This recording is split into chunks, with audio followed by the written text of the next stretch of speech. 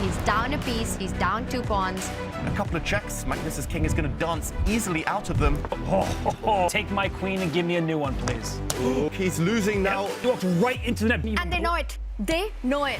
Turn your boards. 909. 952. Probably made a big mistake. Oh, and the bar's going up. This is an absolute gem of a game. Wesley So has done it. He's going in for the attack, but He's walked into checkmate. Black can play rook takes pawn. It's just a one-move checkmate. 2 seconds. Oh my God! What an Armageddon!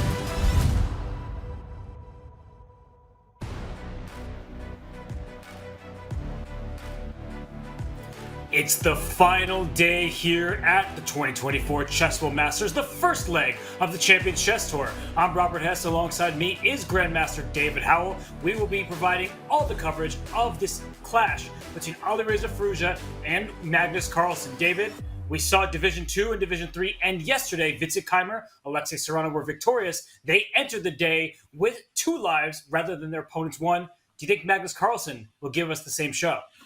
Well, if yesterday was anything to go by, then it does look likely that Magnus Carlsen is a favourite. Whether we get to that second match is the first question, Robert. But yesterday, what a great warm-up that was. Today is the main course. Will it be Magnificent Magnus? Will it be All-Star Alireza? Either way, it's going to be a lot of fun to watch.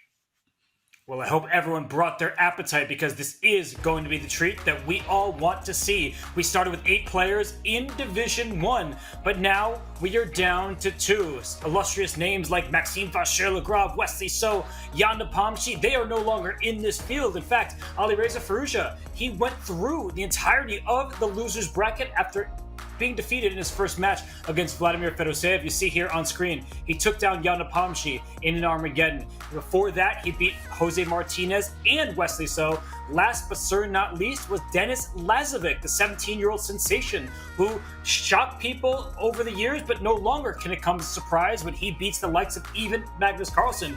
But speaking of Magnus, he worked his way through to the grand final unscathed in terms of matches. But David, he did have some blemishes on that record. That's right. Magnus wasn't in top gear. It felt like Magnus was doing Magnus things. Of course, he's the big boss. He always seems to get the job done, but not quite in top form. And now Magnus has had 2 days off. So, Robert, my question is whether Alireza, who's a bit fresher, a bit sharper, having played a couple of days ago, whether he can get the job done. Now he's on a roll. He's got that momentum behind him, or whether Magnus will finally show his best chess and just quash the challenge of the young pretender. There's a lot to play for, I've got to say. Despite Magnus starting as the favourite, Alireza, he's been so impressive this whole event. He has been, and Alireza Firouzja was handpicked by Magnus Carlsen a few years ago, back when we still called him the world champion. He said, I will play the world championship title under one condition. If Alireza Firouzja is my challenger, that didn't happen, David. So there always is added pressure, a bigger feel to this matchup between Magnus and Alireza than you would think anyone else. Yeah, the World Championship might not have got this match, but here at the CCT, Champions Chess Tour, we are treated to this match. And who knows, Robert, maybe somewhere down the line, if Magnus gets restless, comes back to the Glasgow World Championship. But yeah, this young generation, Alireza has been spearheading them for a while now. Of course, so many prodigies in their teens. Alireza, he's around 20 now, but yeah, he is going to be hoping that he can dethrone Magnus in this match, at least, in his home territory of the CCT.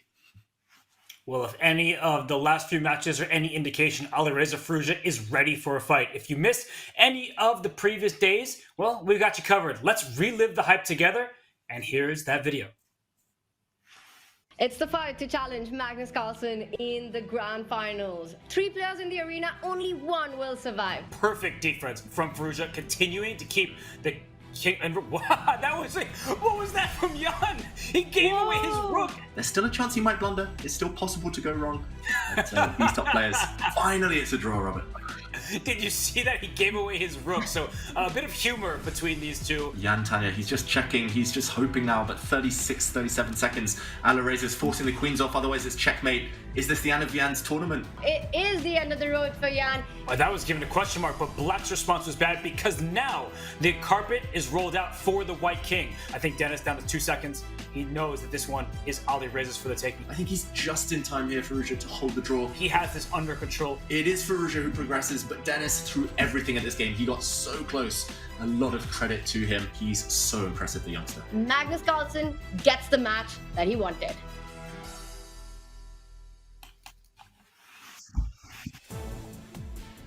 And we are down to 2. Alireza Firouzja, he went through some tough hurdles in Jan Nepomniachtchi and Denis Lazovic a couple days ago. But David, both of these players, they had at least one day off, and in the case of Magnus Carlsen, 2 full days of vacation. Does that actually make players lose their steam?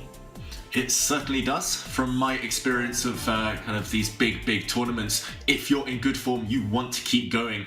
If you have a day off, 2 days off in Magnus's case, as you mentioned, then it feels like a new tournament. It feels like you're already gathering some rust. So for Magnus, who he did mention in the interview, has been traveling to Germany this past 24 hours, it might not be as smooth sailing as he would like. Of course, it takes 2 to tango, 2 energetic players to throw everything at each other. That's what we're hoping for. But who will start quicker in a relatively short match, the first match at least, of 4 games? It's about that fast start. And Robert, I don't know about you, but youth prevailed yesterday. Do you think that's going to happen today with Alireza?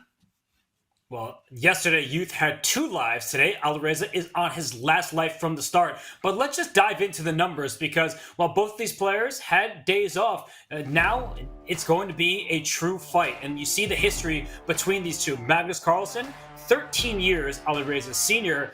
They have played a number of times in Rapid. You see Magnus with 14 wins to 7 for Alireza, but that's nothing to sneeze at, David. Both these players have a wealth of experience in this top division, but 7 victories over Magnus Carlsen, that's a lot for the youngster. Yeah, that's 7 victories, more than most people achieve in their lifetime, and he needs to take inspiration from that. Despite being picked out by Magnus himself as a future challenger potentially, Alireza, he struggled in classical chess over the board. It's very one-sided, Magnus with the upper hand. Here we see them in the Toronto finals where Magnus ended up winning last season. But yeah, Alireza, he's got experience. He has taken down Magnus on occasion, but putting it together in 1 match, potentially 2 matches today, it's going to be a big task. And yeah, Robert, if Magnus can play as calmly as he did in the pictures we're seeing in front of us back in December, then he's going to be hard to stop. Things have not been so calm in the Chessable Masters for Magnus Carlsen. You see, win. All he does is win no matter what. But Vladimir Fedoseev took Magnus to Armageddon after flagging the world #1 in what should have been drawish territory. And then Fedoseev had a winning opportunity. It was tough to spot in Armageddon. And let's not forget Denis Lazovic. He beat Magnus with the black pieces. So, David, we see Magnus, he continues to win the matches, but it's been a bit shaky. Yeah, it has. Magnus admitted that himself as well in the interview, saying he's not quite at his best. These later starts in the afternoon, his time, they haven't quite been clicking for him. Of course, it's the sign of a true great, a real athlete that they're able to get the job done, to squeeze through and be victorious even when they're not at their best. But he knows against a in-form Alireza, he'll need to be better today. No more of those one-move blunders, no more of those kind of forgetting about the clock and losing on time situations. Magnus wants to be perfect today. As you said, you cannot afford to slip up against Alireza Firouzja. We know that he could punch up. He is not the most stable player. Sometimes he, in fact, loses to lower-rated players that you wouldn't expect. And as you saw in this Chessable Masters, he actually lost the first match to Fedoseev. His play was quite strong, but in those final seconds against Fedoseev, he was the one who faltered, sent down to the loser's bracket. And, well, it shouldn't be called the loser's bracket with Firouzja's in it because he won every single match down there, and he has revived his event, making his way to the grand final by beating Wesley, Jose, Jan, and Dennis. And David, that is a real tough set of matches, and Alireza Firouzja, he proved that he was strong enough. Yeah, he loves chess and he's pretty much played the maximum number of games he could have done over this past week. And we love his style, how aggressive he is, how uncompromising, always playing the most ambitious move. That's why Magnus, as a sign of respect, singled him out. That's why Magnus loves facing Alireza, one of the most popular players on the tour, on the scene, and of course, a dangerous opponent for anyone on his day. Robert, you mentioned things can go wrong, but they can go very, very right. Such a high ceiling, and Magnus has suffered on the end of that before. And when things look like a virtual certainty, Alireza Firouzja is the type of player who can shake them up. And Magnus Carlsen entered the event with huge winning chances. Of course, he's the favorite no matter the tournament that he plays. And his winning odds, the win probability, still around 90%. But a curious note here, David, his win probability went down while Alireza's went up. So what do you make of that? I'm no stats expert, maths expert, Robert, but all I know is that Alireza emerging from that losers final instead of Denis Lazovic, this means it's going to be a tougher task, a taller order for Magnus Carlsen. Still a huge favourite, mainly due to his high rating and the fact he has 2 lives here in today's grand final. But it's still room for error. Magnus at 90%. Yes, everyone's supporting him. Yes, everyone's expecting it. But if he has one of those off days, if that man on the camera who just disappeared can be a bit of a magician, a bit of a Houdini, and bring his best chess, then Magnus cannot relax too soon. And Alireza Firouzja is on his last life. Magnus Carlsen has 2, but we've seen the upset in the past. In the AI Cup in the 2023 Champions Chess Tour, Maxime Vachier-Lagrave did the unthinkable, the impossible. He beat Magnus Carlsen in consecutive matches. So, David, we know it can happen. Yeah, it's happened before, and it was a fellow Frenchman, Vachier-Lagrave. Alireza, a very good friend of his. Maybe he will have been picking MVL's brain. How did you do it? What mindset was required? And he would have been examining those games. Between MVL and Magnus, where MVL struck back, won those 2 matches, it was always crazy games. Every single one of them.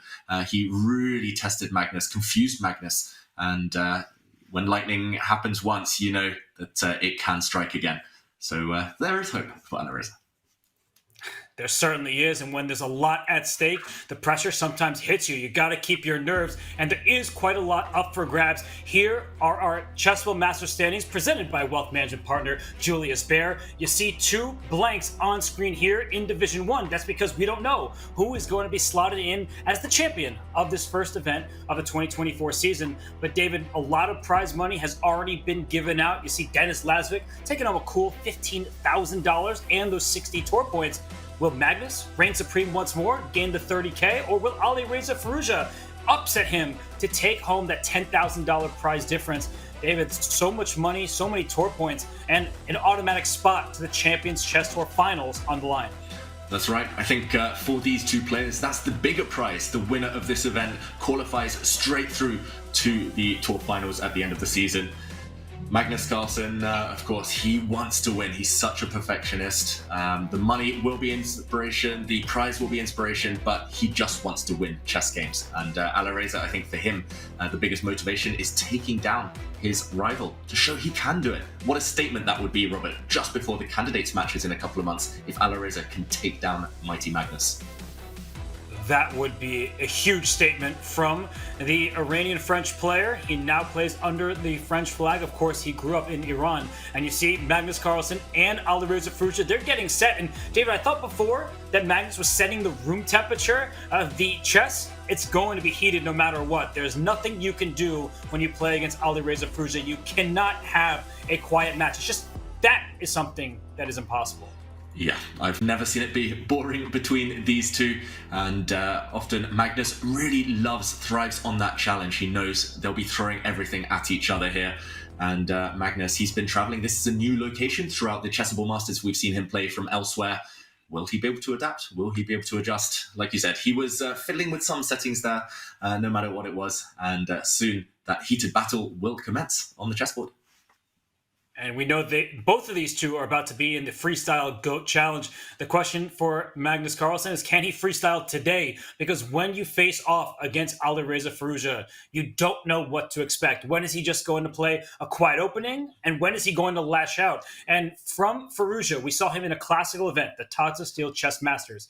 He beat Jan Nepomniachtchi, he beat world champion Ding Liren, but he also lost to two of the lower rated players in the field, two very strong grandmasters in their own right, in Alexander Donchenko and Ju Wenjun. So David, it's that topsy-turvy style. He kind of takes us on a roller coaster ride, but against Magnus Carlsen, you can't have those downward slopes. It has to be all uphill. Exactly. You cannot throw out one or two bad moves here or there. You will be punished. And I think that's why we love him, Alireza Firouzja, because it's up, down. He can throw out a brilliant sacrifice, an amazing mating sequence, but also the occasional over-optimistic blunder. But as you say, Robert, no room for error today. He needs to get through the match. He'll be taking it move by move, game by game. But this first best-of-4 match is essential. I was just thinking, though, Robert, they're probably playing a few hotel rooms away from each other, just down the corridor out there in Germany right now. Yeah, and Fabiano Caruana and Levon Aronian might be in between them, maybe Vincent Keimer. So if you hear some cuss words screamed out, I'm sure some Super Grandmaster will be there to pick up that sound. David, we're just about set here. Yeah, we're good to go, and the moves surely will begin shortly. Magnus, what are we expecting from the opening? Will he, with white, take a solid approach, just ease his way into the match? He plays pawn to g3, Robert, not his traditional e4, not occupying the center. A frown from Magnus. He's snacking up or drinking something, but g3, is that a surprise? It's certainly a surprise, but when Magnus Carlsen is playing, you just can't expect anything. And I know that sounds cliche, but it's true. The best players in the world, they can play any opening under the sun. They can throw their rook pawns forward on the first move, which is inadvisable, so don't do it yourselves. Don't try this at home. But Magnus Carlsen has won Title Tuesdays playing his rook pawns on the first turn. And David, we have no pawn tension yet, and finally we do. The pawn comes up to c4. This is familiar territory. It resembles a Catalan opening mixed with the Grunfeld. That's right. It's a real hybrid here, and it looks like a belated Queen's Gambit. This pawn can simply be captured. The pawn that's just landed on c4 for white, but it will be regained in short order. White Queen can come out, or the White Knight on b1 can come out and snap off that pawn. So Firouzja here deciding to go for the solid path. The solid option just sets up a kind of pawn center there with black. Now it's a mix, kind of a mishmash, Robert, between the Grunfeld and the Slav defense. And finally, a pawn sacrifice from Magnus. He doesn't care. He doesn't even try to regain the pawn, just occupies the center instead. He has used this in the past with success. What do you make of this? I thought he would ease his way in, but he's already kind of going for a really controversial idea here with white.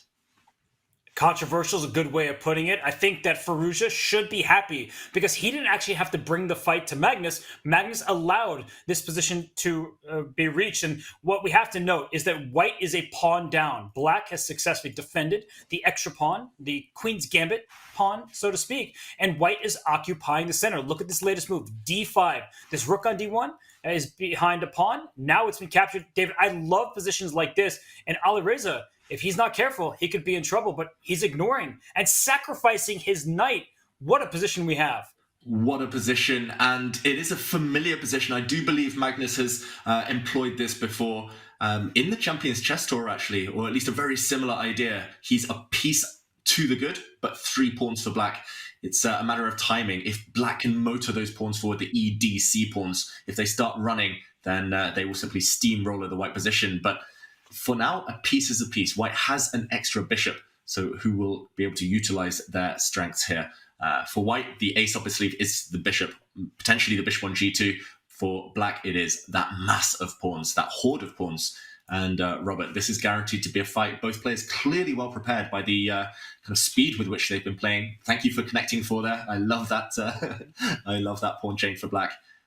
This one, wow, we couldn't have hoped for a more exciting beginning to this game. No, it's a clear imbalance. The extra bishop for white on g2, those 4 pawns that we just highlighted for black. And so let's try to talk about the outline of this position. That white is up a bishop, a long-range piece. That sounds really good, but black has this fort of pawns. That bishop's not gaining any active space. So what white needs to do is sort of chisel open some lines for the pieces. There is direct access to a square like c6. Maybe this a5 pawn will be targeted later. And look at Alireza says, well, what a5 pawn? I am going to keep rushing those pawns up the board. David, we could see a passed pawn in the very near future. Yeah, Robert, we could see 1 pass pawn, maybe 2 pass pawns, maybe even 3 pass pawns for black, depending on how white reacts right now. That is the definition of ambitious. Pawn to a4. He's not even trying to prepare things, build up. Normally in chess, it is the ultimate war game. After all, you need to just kind of organize your army before lashing out, before going in and moving in for the kill onto your opponent's terrain. But right now, he's just said go. And pawn to a4, it looks really loose, I've got to say, this last move for black. But if white cannot win those pawns, if white cannot prevent the creation of pass pawns, then Magnus will start sweating. And you see him on the camera, it doesn't look entirely comfortable yet. He's a minute down on the clock. This is just sparkling preparation from black here, from Alireza Firouzja. Full credit to him. Like you said, Magnus is taking the fight to him, but he's not backing down at all. He's taking significant risks. Most players, myself included, prefer to play solid with the black pieces, especially against these top grandmasters. Minimal risk, but who cares if you're Alireza Firouzja? And so many easy moves. Queen to b6 now looks like the best way to get out of the hit. And I guess Robert Magnus is trying to trade off pawns, seek some solace there. He has to. I just don't think you can allow these black pawns to stay anymore. So he grabs this b4 pawn, which was loose only because Alireza pushed the pawn to a4. So this takes preparation. This takes deep understanding of a position to give up a pawn that is slightly closer to the center and just push your rook pawn forward. But at this stage, I think for Magnus, it's about solidifying. Bishop to d2. I like that choice. However, the b2 pawn will be in danger down the line. If this knight could successfully get to e4, black would be in business. However, that knight will be chopped off right away, and that also hurts black's pawn structure. So for now, black can't just go full steam ahead, can't press all the pieces forward. This is a really difficult position to decipher, David. I think that I would rather have the black side, but I feel like I'm going to regret those words. You're right, Robert. It is one of those positions. I think we'll be changing our assessment, our evaluation move by move, because it is wild. The game has been super high quality up to this point, really high accuracy, because it's mainly been preparation. But as the featured chat says there, the pawns are coming, the mistakes will likely come later down the line, because it is a bit irrational, this position. It's very rare to find yourself with this material imbalance, with such strong pawns for either side. And okay, Alireza, for the first real time in this game, having a longer think. What do you feel is going through his mind, Robert? What is he aiming for next, or is he just enjoying this position? He told us he takes a step back with his knight to take 2 steps forward. That knight can jump into c5, and then there are juicy squares like d3 and b3 for that piece. But look at Magnus. He has an extra minor piece, a piece that's worth 3 points in value versus those 3 pawns. And so he's trying to get rid of this bishop in front of the black king. Will we see Alpha Magnus? h4, h5? That looks feasible to me at the moment. And this knight on b4, David, it's kind of like an outposted knight. A pawn can't kick it away. So if black ever takes on c3 and the pawn takes back, you feel like you have a well-defended piece. However, you are allowing an outside pass pawn, which can be scary. Every single turn has some pretty major consequences. Yeah, huge consequences, and therefore significant decisions here. And I mean, Magnus rightly spending time. You don't want to trade on the opponent's terms. You made a really good strategic point there, Robert. Black's pawns are pretty much all on light squares. Therefore, the dark squared bishop is the commander of that color complex, has to be traded off, but you don't want to rush. The white knight would feel really uncomfortable without its bodyguard, its protector on c3. So I love your move, pawn to h4. Other moves that come to mind would be maybe rook to a3, just in case. You don't want to allow that black a pawn to push. Queen to e3, just controlling those dark squares, fighting for territory. Yeah, so tense, so many decisions, so many tempting candidate moves here. But Magnus, yeah, do you think the clock's going to play a big role in this one? It's relatively simplified, lots of exchanges already, Robert, but super complicated. I think it's difficult for white to come up with a plan, and that's why Magnus is sitting and thinking here. You can make any of the moves that David mentioned, and here he goes, Alpha Magnus style, pressing the pawn forward. And the queen for black is divorced from the king. And David, you've mentioned this so many times, and it's a very good point, that if black finds his king under some danger, he won't be able to withstand some of this pressure. For instance, if you play h5, white immediately strikes with g4, and you're just trying to break open the side of the board where both kings sit, and white's queen will enter, black's queen is far away. Yeah, I sometimes feel like I'm a broken record just repeating the phrase, but it keeps happening, Robert. This entire Division I of the Chessable Masters, so many times players have actually been directly checkmated, but every time it's because their queen's on the wrong flank, on the wrong side of the board. And I'm looking at the black queen right now. It's not too happy. It is somewhat stifled by the white knight alone. And we said no obvious moves for Magnus, or at least nothing stood out. But he clearly has plans with this last move. Pawn to h4, really inspired. I love that phrase. I'm going to steal it. Alpha Magnus. And will Alpha Alireza now be able to do something with his a-pawn potentially? Suddenly no obvious moves for black either. Suddenly a bit of a dead end for the pawn chain. And perhaps that means that Magnus has the upper hand here, because these rooks, they're connected for black, but where are you really going to move them? They're all not finding open files, and the only open file is the B file, and this one little knight here will stop a queen and a rook because the bishop defends it, or a pawn will replace the bishop to keep that knight safe and sound. So in comes the black knight. David, I think we can see a future plan for black to march those passed pawns forward. The question becomes, do you blockade this a-pawn with your rook and then say, I know my rook is passive, but at least your pawn isn't getting anywhere? Or do you try to keep your rooks connected some more playing down the line? I would be too afraid. I'm just going to be honest with you. I'd be too afraid to move my rook and see this passer become unopposed.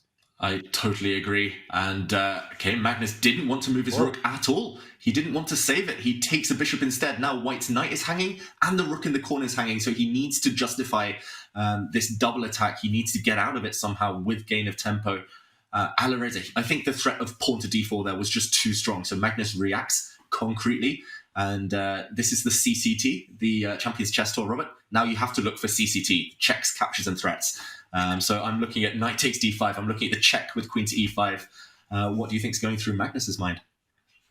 It's a bit surprising to me that he would take on g7 and then think, but it's a very good point from you that white can't do nothing. Your rook is under attack, so if you move your rook away, you drop your knight on b4. If you move your knight, you lose the rook. And remember that black already has 3 pawns for a bishop, so black would actually be the one for a choice in the event of a knight retreat. So instead of retreating, going forward, getting aggressive, giving back some of your extra material. That's an important lesson that many in our audience should learn, that sometimes when you are ahead, you should think about changing the imbalance. And here knight takes d5 is one way to do it, just to take back with your rook next and get some activity. But David, I'm not entirely sure I'm buying it. And I'm not sure Magnus is buying it either, because he's slowed down. He's slowed down, and it's getting dramatic. 4 minutes sounds like a lot. It is a lot in simplified positions, but this is still crazy. It's really chaotic. And white's knight or the rook in the corner, one of them is going to drop. That's why I was suggesting knight takes d5, Robert. I just felt like the knight is going to fall. You might as well sell it for the highest price. But you're right. I mean, black is going to be a pawn up in those ensuing positions. Black has this wall of pawns still. He delivers a check first, Magnus. And now the question is, okay, I was going to ask the question. The blue arrow, the all-seeing oracle, suggests pawn to f6, breaking the pawn chain, breaking that beautiful light squared structure of pawns, giving up e6, but gaining time in the process. How easy do you feel this is, Robert? Apparently the best move, but black could also be justified pushing his king back to safety. Well, Alireza, he answers before I can. I think this made perfect sense, because if the black king had moved back a turn ago, white would have had a free hand at an attack. So at least this forces the issue. The queen was under attack. It had to move. It captures the pawn on e6. And now for Alireza, he can take this knight over here on b4. But the point from Magnus is he wants to take on d5 and go right after this exposed king on the 7th rank. So we could see a material imbalance where white could be down a rook, but the checkmating attack, it can be immensely powerful. This is anybody's game at this point. And Alireza, he does take that knight. That knight could have saved itself had it not been captured. So the material count currently sits at 2 extra pawns for black. d5 is loose. The rook on a1 is hanging. The king on g7 is under attack. This is Carlsen Firouzja. This is the type of chess that we love to see between these two. Yeah, Firouzja playing with fire, and rook sacrifice from Magnus Carlsen. You called it. It's on the board. A double exclamation mark. It's a significant sacrifice now. If the black knight does take that white rook in the corner, it's so far offside. The black queen and king still divorced. It feels like there's checkmate, Robert. I think at the very minimum, after a check, white could also take that black rook in the corner with that assassin, that white bishop on g2, which has been lurking the entire game. And even if there's no knockout blow, you might be able to win some material back, deflect black's army. This has been really well calculated by Magnus. And Alireza, he leans back, scratches his head. I think he might have underestimated this. I think suddenly he realizes there's huge trouble around that black king. Yes, the evaluation bar is still level, but he's the one walking the tightrope now, Robert. If we can quickly bring up an analysis board, it's instructed to show what happens if this rook on a1 is captured. I do not think that Alireza is that brave, and sometimes bravery costs you. So knight takes a1, you're going to see the evaluation bar change, and there it goes, because rook d7 check. The black king can run forward, but that walks into other checks. You don't want your king so out in the open. You'd rather retreat to the corner. But once this happens, David's eyes are good. He wears glasses for a reason. Bishop takes rook, and the rook cannot capture this bishop. This looks like would be good for black, but unfortunately for you, you get checkmated directly. Queen takes pawn, check. The king moves over, and the queen slides in front of the king with mate, thanks to a rook on the 7th rank. So, David, this is a rook sacrifice, but it's a rook that we've just shown cannot be grabbed, and that's why rook a7, protecting the king, is a smart try. But here comes that second rook. David, I feel like Magnus, he's feeling it right now. He's sacrificed a pawn overall, but in comes a rook on the 7th rank. 7th heaven, but only for the player with the white pieces. Yeah, and you have to be so careful here, Firouzja. We see another blue arrow pop up. So rook to f7, the only saving move here for black, the only way to keep the game going. You have to simply curl up into a ball, shut up shop, and try to survive this onslaught. You need to defend your own rook. Again, save the 7th rank, protect it. And I think you need to guard the f6 pawn simultaneously, Robert. Of course, he finds the best move, the only defense, and he forces a trade of rooks. That will come with a sigh of relief. Huge move there found by Firouzja. He's defending well, and he's a pawn up still. So if he survives this onslaught, it's not going to be easy. Then he can look to the future with confidence. I was going to say which way to recapture. He takes back with a rook. And now Magnus, either he has to retreat or he trades off a second pair of rooks. Queen and bishop versus queen and knight. Often favour the queen and knight when they combine, but they're still on the wrong flank, on the wrong side of the board. Who do you feel is playing for a win, Robert? Well, look at that exclamation point for king out into the open, king h6. The black king would have been all alone in the corner, and this move, bishop d5, would have actually been more harmful had the king been back on h8. So who do I favor here? I favor having a safe king. The white king is not in danger, but perhaps black can bring this queen down, follow it up with a knight to d2, and then maybe the white king isn't so safe after all because it needs to stay attached to this pawn, this lonely little pawn on f2. So I believe that knight d2 should be played here, and in fact, only move for Alireza. And David, before we continue to go to X's and O's, can we just shout out the players for their 99+% accuracy in a position that has been this sharp the whole way through? Wow, we talked about who would start faster, who would bring their A game. They both have in this final. Early days, and your move on the board. Black is threatening some nasty checks, nasty mating ideas. Queen to f1 check, winning the f2 pawn. White doesn't have time to go on a checkmating odyssey of his own. Bishop to g8 does not work. That's White's idea, but it's too slow. Black delivers mate in 2 with queen to f1 check and knight to f3. So queen a7 now, Magnus's only move. Both sides walking that tightrope. Queen a7 defends the f2 pawn. So I think process of elimination, Magnus has to find it. I was expecting him to react kind of more dramatically there on the camera, Robert, because I think he missed this idea for black.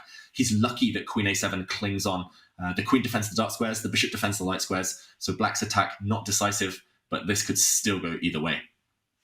And the fact that Magnus has not made his move already, it indicates to me that you're right, that he is fortunate at this point. He went forward, but he's the one with the less safe king. It doesn't seem that way, but there's a black king on h6, and yet there's no check against it. And this knight d2 move and queen a7, another accurate response. I mean, these players are playing extraordinary chess. It's not something that I say lightly. Every single move has been an accurate decision. And this queen on a7 for white, if it can come back to d4, there are threats against this black king. Bishop to g8 is not available. I just want to quickly show that if we can, while we just Alireza's on the clock, that your point is really well taken, David, that a bishop to g8 move would actually lose the game for white right away. So I'm just going to show what happens in the event of the bishop leaving. Queen check, king h2. The white queen does protect f2, but the bishop was needed to protect f3. That is a checkmate. The queen takes care of these squares, and the king is hunted by this knight on f3. So this would be devastation for Carlsen. He is not going to fall into anything like that. But I think, David, your point is super well taken, that Alireza, his king is somehow safer, and it's the white king that always needs tending to from both the queen and the bishop. That's right, and I think Alireza here, he's working out who a queen exchange might favour. White does have the option at some point of throwing a queen to e3 check-in, and yes, black is a pawn up on the queen side, but if black's pawns don't run, then white's king will journey over. Bishops thrive over knights with pawns on both flanks. The black knight almost trapped actually behind enemy lines if the queens disappear. I think otherwise, Alireza would have already played the most natural move. Queen to e5, centralization for black. Preventing your main idea there, Robert, queen to d4 is probably white's next move if you do nothing. So I like queen e5, hitting the bishop, hitting the pawn on b2. He's just calculating endgames. He's calculating whether this move allows bishop to g8, for example. And in the end, he does play the most instinctive move, but backed up by calculation. The clock's, though, getting dramatic. 1 minute against just under 2 minutes. And what are you predicting here? It feels like a draw still far, far away. Maybe even the least likely result. It's still, Robert, so much drama on the board. These positions always amuse me because the engine says, yeah, take your choice. 7 options, all of them are equal. And then you make a move like bishop g8 without the computer by your side and queen e4 check, and it's the white king that gets in danger. So you look at Magnus, queen c5, the engine, it doesn't budge. The best move, king g7 back, not allowing the queen to deliver a check. So both sides continue to play perfect chess. But I will say that it does feel like black's position is better. You're up a pawn. Suddenly there are threats like a3 trying to take advantage of this one little pawn on b2. It is covering both of black's extra passers on this side. So one pawn takes care of 2 until I throw away a pawn just to spring free a passer. I think I would do it now, David. Yeah, I think that's a great call, Robert. Magnus does have this mechanism up his sleeve, though. I'm really surprised to see this last move, queen to a5. I thought this was the perfect moment to bail out, to escape with a draw. Queen to a7 check, forcing the black king back to h6, queen back to c5, threatening queen to f8, and we'll see a dance between the white queen and the black king, replying to the queen's threats. But Magnus, this last move indicates he's playing for more. But risk is involved if you play for a win in such a wild position, especially with kind of mutually vulnerable kings. And your move on the board, nice call, deflecting that b pawn. And no more b for bodyguard there. The black c pawn, therefore, will be allowed to run through. I think Magnus will be regretting this decision. The b pawn, once it takes on a3, what else simply? You can't take with the queen, you've got to protect your bishop. Then it's just a race, and black is clearly ahead in the pawn race. And important to note that the knight on d2 can be captured, but that's how you lose games, because black will take back on b2. You could probably even push the pawn to a2, and the bishop on d5 will be loose in the end, while the white queen does everything it can to stop the runaway pass pawn. So less than 30 seconds for white in this game. He does take Alireza. He pretty much pre-moved the pawn to c3. So where is the draw? I see the engine saying it's equal, and I guess, David, it's your plan from earlier. The black king is a bit too out in the open. Yeah, with such a weak king, it's going to be hard to play for a win. Otherwise, Firouzja could push his c-pawn. But it looks like that's playing with fire. It looks like you're really living life on the edge. I don't actually see the checkmate, I've got to admit, Robert, after pawn to c2, trying to deflect the white queen away from the defense of her bishop. But Alireza, under 20 seconds now, surely he cannot take that risk. The professional approach, the recommended approach, would be to retreat the king, repeat once, and then decide. But he's pushing. He's allowing Magnus to go for mate, and Magnus has blundered. Oh, and Magnus missed this simple, quiet pawn move. The black king is safe. There's no bishop check because of the knight, and the bishop will be hanging if the queen tries to stop the c-pawn, but he can't even do that because the only square is covered by the black queen. Is completely winning for Firouzja now. Wow, don't try this at home. The black king is literally living life on the edge, but Magnus can't checkmate it. He's not in time. There's nothing to do. Black makes a new queen. 2 queens are better than 1. This is going to be a win for Alireza. It was a perfect game until this one moment, and Magnus finally reacts, shakes his head. He knows this is gone. One mistake, and he resigned. Magnus didn't even want to play on. He did not want to see the second queen appear, and Alireza Firouzja with the black pieces in game 1. David, that was a perfect game from him. That was a perfect game. 99% accuracy from Alireza in such a wild, complicated position. The price of one mistake is so high, and this is the result. Alireza strikes first, Robert. That was unreal. I mean, that whole game, 41 perfect moves from the black side. Alireza Firouzja, he's on his last life. Magnus, he has 2 because he came through the winner's bracket, but it's Alireza who jumps out to the early lead, and it's just what the fans wanted to see. A clash of titans. But right now, it's Magnus Carlsen, the longtime world #1, who's on the back foot. He just couldn't find the perfect defense when the pass pawn started running. Yeah, wow. It literally was just one simple mistake. Magnus there, we see his reaction to it. But we were talking about it for a long time. It was building, it was coming. It was the type of position where you have to be 100% accurate just to survive. And ultimately, Alireza didn't make any mistakes. Magnus only won, but that cost him. That's how high quality this game, this kind of game of chess is, rapid chess especially, and how on form Alireza is right now. Just incredible, Robert. I'm still in shock. I thought that would fizzle out towards a draw. I thought Alireza was about to bail out with a repetition of moves, but no. One ambitious move, pawn to c2. He timed it perfectly when Magnus was down to 10 seconds, and just no reply. Even the world #1, he's human. Ever so quickly, I want to show what Magnus needed to do and just let you all know how difficult it is, even for the highest rated player in chess history, that when the Black Queen was running away, there was only one option for Magnus Carlsen to stay alive, and it was not an easy one. So for Magnus, he just couldn't find his only move to survive, and it was in this position where he needed to play g4 check, giving away either of these pawns. And after the king takes on g4, he needed to find the queen, sliding back, checking the king and the knight, trying to stop the pawn all at once. It doesn't end there because the black queen can intercept, but somehow f3 check forces the king away, and this queen is captured, a new one appears, and yet it is still even. That is how difficult chess can be. Magnus Carlsen did not have time to calculate anything like this variation, and there were still so many others that he would have had to work through. So Alireza Firouzja, he earned that full point. We're heading into game 2. Magnus Carlsen knows that he needs to mount a comeback, and he's going to have black in 2 of the remaining 3 games, David. Yeah, he needs to up his game, Magnus. He was so close to perfect there, nearly held a draw, but as you said, when it mattered, the moves were non-obvious. The moves were not natural, and Magnus was the first to slip. But we all know an angry Magnus is a dangerous customer, and we start the second game. Magnus with black employs the Caro-Kann defense. He's actually lost games to Alireza in the past on the Champions Chess Tour using the Caro-Kann. So a popular opening amongst players of all levels. A lot of streamers is their favorite. Shout out to Gotham Chess, Dina Belinkaya, and others. But yeah, Alireza is an expert from the black side, so a risky choice. And okay, Robert, a locked structure, another blocked position. But what do you make of this choice? Is this Magnus aiming to strike back quickly? I was not expecting pawn to a5 and then pawn to a4. This sometimes does happen in these variations, but Magnus, he's playing on the flank. So I tend to enjoy these positions as a commentator. I struggle with them as a player because as black, you need to make this super committal move, pawn to f6, just to try and gain some space for your pieces. There's this nasty pawn on e5 that's stopping a bishop from developing to d6. It was stopping the knight from getting to f6 because the pawn was threatening it. So, David, I know that you've liked yourself a little Caro-Kann in the day. Are you liking Magnus's choice when he might feel like he's ready to strike in game 2? I do quite like Magnus's choice, and the fact that Alireza paused for a little bit also will have been encouraging for Magnus.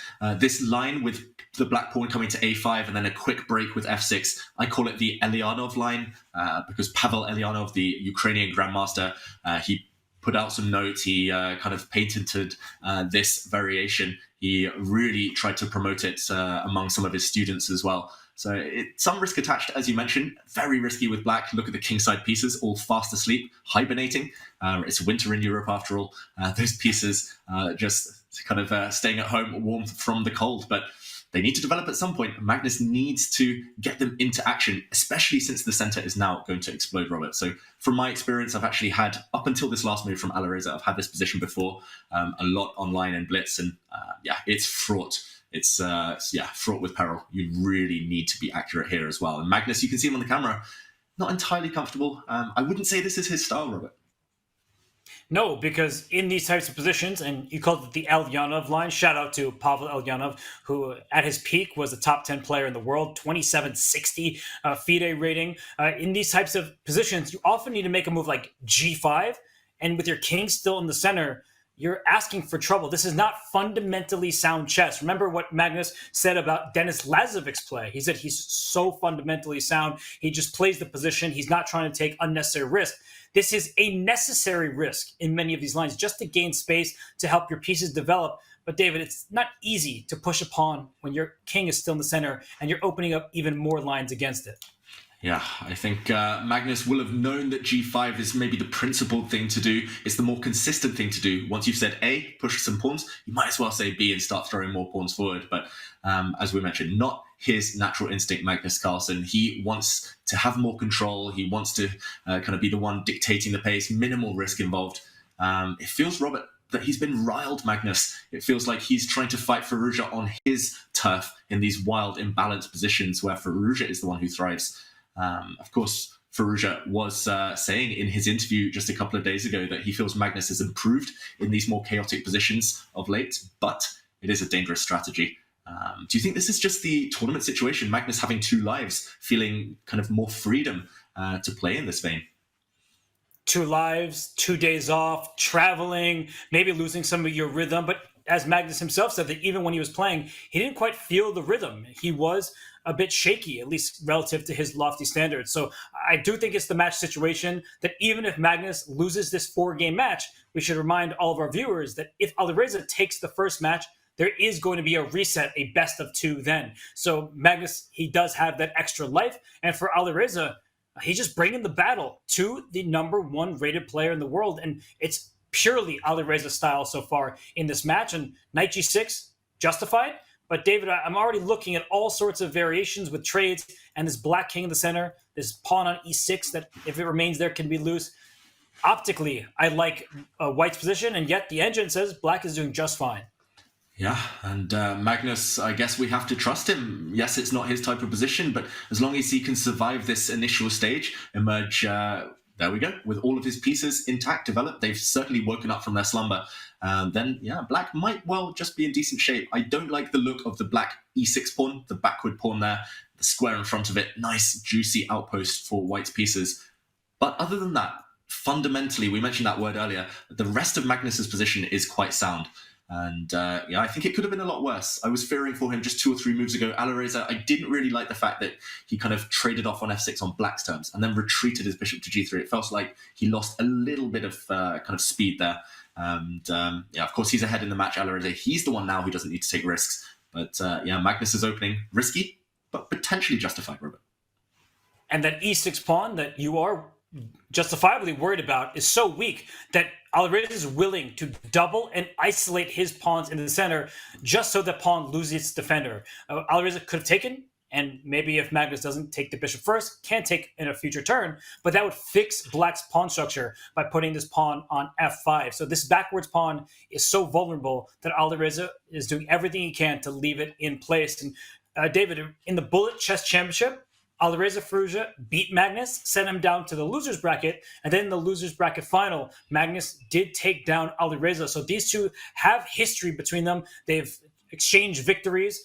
For Magnus Carlsen, he knows that he can take down Alireza, he can land a comeback. But in this position, after the last trade of bishops here, are you seeing any clarity, and does that make you choose a side in this game? Wow, I was about to say this trade surely favors white. Now the dark squares in the center are under white's gaze, under white's control long term. But then I saw Magnus's last move, and yes, the evaluation bar slightly crept up on the white side, but you can see the outlines of a mating net, Robert. The white king, the open H line. If the black queen, nice, you got there before me. Queen, if it lands on H5, suddenly I will be sweating if I were in white's shoes right now. You see the black knight, black queen combo just creating havoc over there. So pawn to b6, a really slow move from Magnus, but yeah, he's got a well-defined, a clear plan, and we've talked about it before. That is essential in rapid chess. Suddenly Firouzja, it's his turn. I don't really see what white does next. You would love to somehow trade off the queens and just kind of install a knight on the beautiful e5 post, but not right now. Magnus feeling the energy. These last few moves, I quite like the way they've gone for black, despite the evaluation bar. I love that move b6 because a pawn 3 squares away from a knight dominates that knight. No forward progress forward. It also opens up the 7th rank. That may seem unimportant, but in some future positions, a rook lift and darting over to the king side, there is the making of an attack over here. So for Magnus, I'd probably just bring my queen out. I'm not sure if it belongs to f6 or d6, but the point, and he goes to f6, the point is one that you've made before. This queen, if it can somehow get to the h-file, there will be threats. But for now, this knight on f3, it's too strong. It covers the square. It stops the queen from joining. And your plan, David, here it is. A queen trade. It's time to grind like a grandmaster. That's right. The plan has been foiled. Really clever play there. I think pragmatic play by Firouzja. And again, tip for everyone at home. Try to work out your opponent's plans because that makes your own plans a lot clearer. You sense the danger, you ward it off a mile away. And that's why the queens disappeared. Alireza was scared of getting checkmated. Now a set of rooks have disappeared. I'm slightly surprised Magnus traded on white's terms there. He's happy to go passive for one move with the black rook. But then again, for now, the white knights aren't really jumping forward. And the black king is soon going to try and evict that white rook from behind those enemy lines. Still, I slightly prefer white, Robert. I feel that Firouzja, he's removed all the risk. You mentioned grinding this type of endgame. It's unclear yet who's playing for the win, but loving this knight maneuver. The knight was dominated by the b6 pawn. Alireza, at least he has clear plans of improvement here. And we see, because of the blue arrow, that black only has one move to keep this relative balance. White is ever so slightly better. This black king would love to get to the f7 square, but then knight g5 checks the king while protecting the rook at the same time. So that king can't enter. You can't take away the g5 square because then you blunder a knight on g6. So there is a bit of frustration here for Magnus, and it's not just the way he's looking on camera. I'm just trying to work my way through his position that you saw what the computer said. f4 here, not an easy move to play because white has a weakness, right? Double pawns, we typically don't like those, but you're allowing white to undouble the pawns just to get your knight into the position. And Magnus Carlsen, he makes these tough choices look easy. He gets the exclamation point, and David, I really like that move. Yeah, really classy touch there from Magnus. It's something we've come to expect from him. And I think with relative confidence, we were kind of process of elimination, we were thinking he would find it, but here we go. Rather than allowing the black knight into the game, Firouzja, he doesn't care about double pawns. That's a minor inconvenience. He's just improving the white knights. And the black knights, the counterparts here, Robert, still a bit stuck. If the black g6 knight moves, white's rook enters the 7th rank. We talked about 7th heaven. Suddenly, the white rook will sneak behind over to the queen side, some real targets over there. So still the dilemma for Magnus, what to do next. Do you get itchy fingers? Do you start pushing some pawns on the queen side? Or do you just sit and hope that white cannot improve his position? We're talking about grinding. Right now, it's Firouzja doing the grinding to the grindmaster himself, Magnus Carlsen. The Grindmaster. Now that is a quality nickname. And Magnus, he chooses to retreat with his knight. Any pawn push on the queen side has a problem. If you ever push the c6 pawn to c5, you drop the b pawn. If you push the b6 pawn to b5, you hand white this juicy outpost on c5. So first things first, let's get the knight back. Black has the bathtub pawn formation from a5 over there to d5. So that is keeping him in this game because white's pieces cannot actually make progress so easily without trading them off. And we have seen a trade of knights. Here's a big question, David. Will you take with the pawn or the knight? Oof, both are forcing moves. Pawn takes e5 I would look at maybe first because it attacks the black knight and that's the higher value piece. It's very forcing. But the black knight will most likely centralize or hop back to where it came from, g4. And you've committed a lot. Yes, you have a pass pawn with white, but it could potentially be a weakness. Taking with the white knight here, Robert, equally attractive, I've got to say. It's basically a coin toss. Taking with the knight looks like it wins a pawn.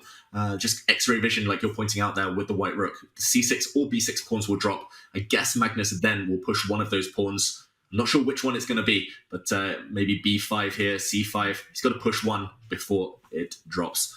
Firouzja's asking questions. I've got to say, I'm surprised the evaluation bar is almost in the middle because Magnus, he's on the brink already. If a pawn drops, I think he's lost. I think he's busted.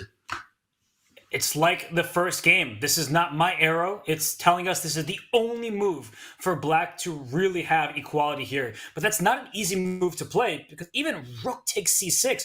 If we start trading off pieces, yes, an a4 pawn is hanging, but this may be hard to visualize. The white knight that takes a rook on c6 will take a pawn on a5 after that.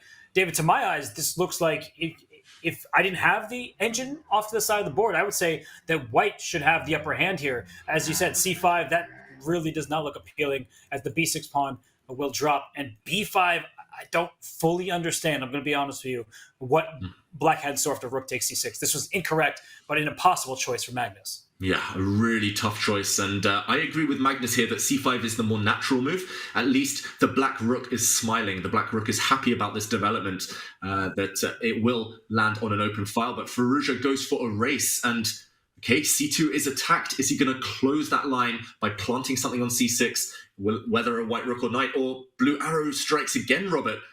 Pawn to b4, just creating a passed pawn at any cost. And a race begins. And there's a really important point, an aspect of this position. The black king has no luft, no escape square. So even if black were on the turn, rook takes c2 would not be available, as rook b8 would be a back rank checkmate. So b4, yes, the black pawn could take. White will not even take back. Push the a pawn up, and black doesn't have too many pieces to stop it. The rook on c8 doesn't want to sit passively in the corner. Absolutely not. That may be what's required of it. Typically, you want to stop passed pawns by bringing your rook behind them. But as we just talked about, there's a back rank checkmate to worry about. So David, I'm not sure if Alireza will play b4 here. Knight c6 is extremely tempting. It's a safe move. But if he finds b4, he may knock Magnus out. It's his type of move, Robert. Okay, he plays knight c6, like you said, equally tempting.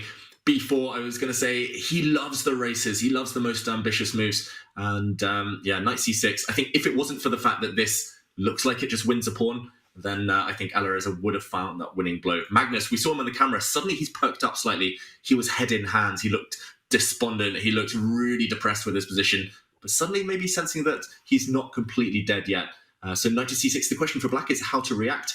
Both pawns are hit. The d4 pawn, I guess maybe the more edible one, not to allow the black rook to capture on c2. But there will be a reply. He activates the black king. Good endgame technique in general. Knight takes d4, now met by rook to c4 with a double attack. So maybe Firouzja just wanting a bit too much control, and understandably so. He's a point up in the match, Robert. But do you feel this missed opportunity will come back to haunt him? I'm still looking at this with great chances for white. Rook b7 check. The black king can't go forward because of a fork on e7. You can't go back to g8 because of the same fork on e7. So king f8 or king to e8, but now your king is cut off, and especially if you go king f8. Knight takes d4, comes with knight e6 check next, winning the g7 pawn. So David, this is again a position I'm like, get away, computer evaluation. This is not how the players are looking at this. Magnus, he is desperately trying to find a way to survive, and that survival may require him to lose a g7 pawn. And David, I think we could say as commentators that is an unpleasant decision to have to make. Really unpleasant. And you mentioned what's going through the players' minds, Robert. I think Magnus, in his mind, it's a 2-result position. He knows if he plays really, really well, defends resolutely, tenaciously, fights for his life, maybe he gets a draw. But I think he's not even trying to win this game anymore. He knows he's on the back foot. The black king's on the back rank. And that pawn has disappeared. White's temporarily a pawn up. Black regains it, but the rook is so far offside. And Robert the Prophet, the g7 pawn falls as well. Firouzja is a pawn to the good, and he's the only one who can win this game, barring a miracle. It's just about whether it's enough. This extra pawn, it is doubled, after all, on the g-file. Definitely great chances, though, for white.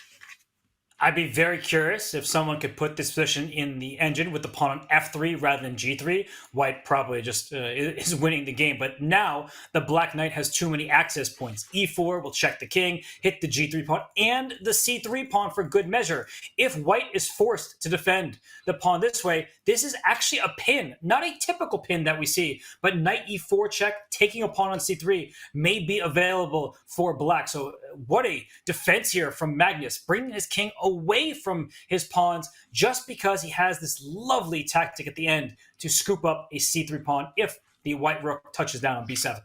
Wow, Robert, that's an essential detail, because otherwise, yeah, white would just be winning. He plays rook to b7 anyway, and we're going to see this appear on the board. No need to even show it. Magnus is going to take on c3 next. He can pre-move that.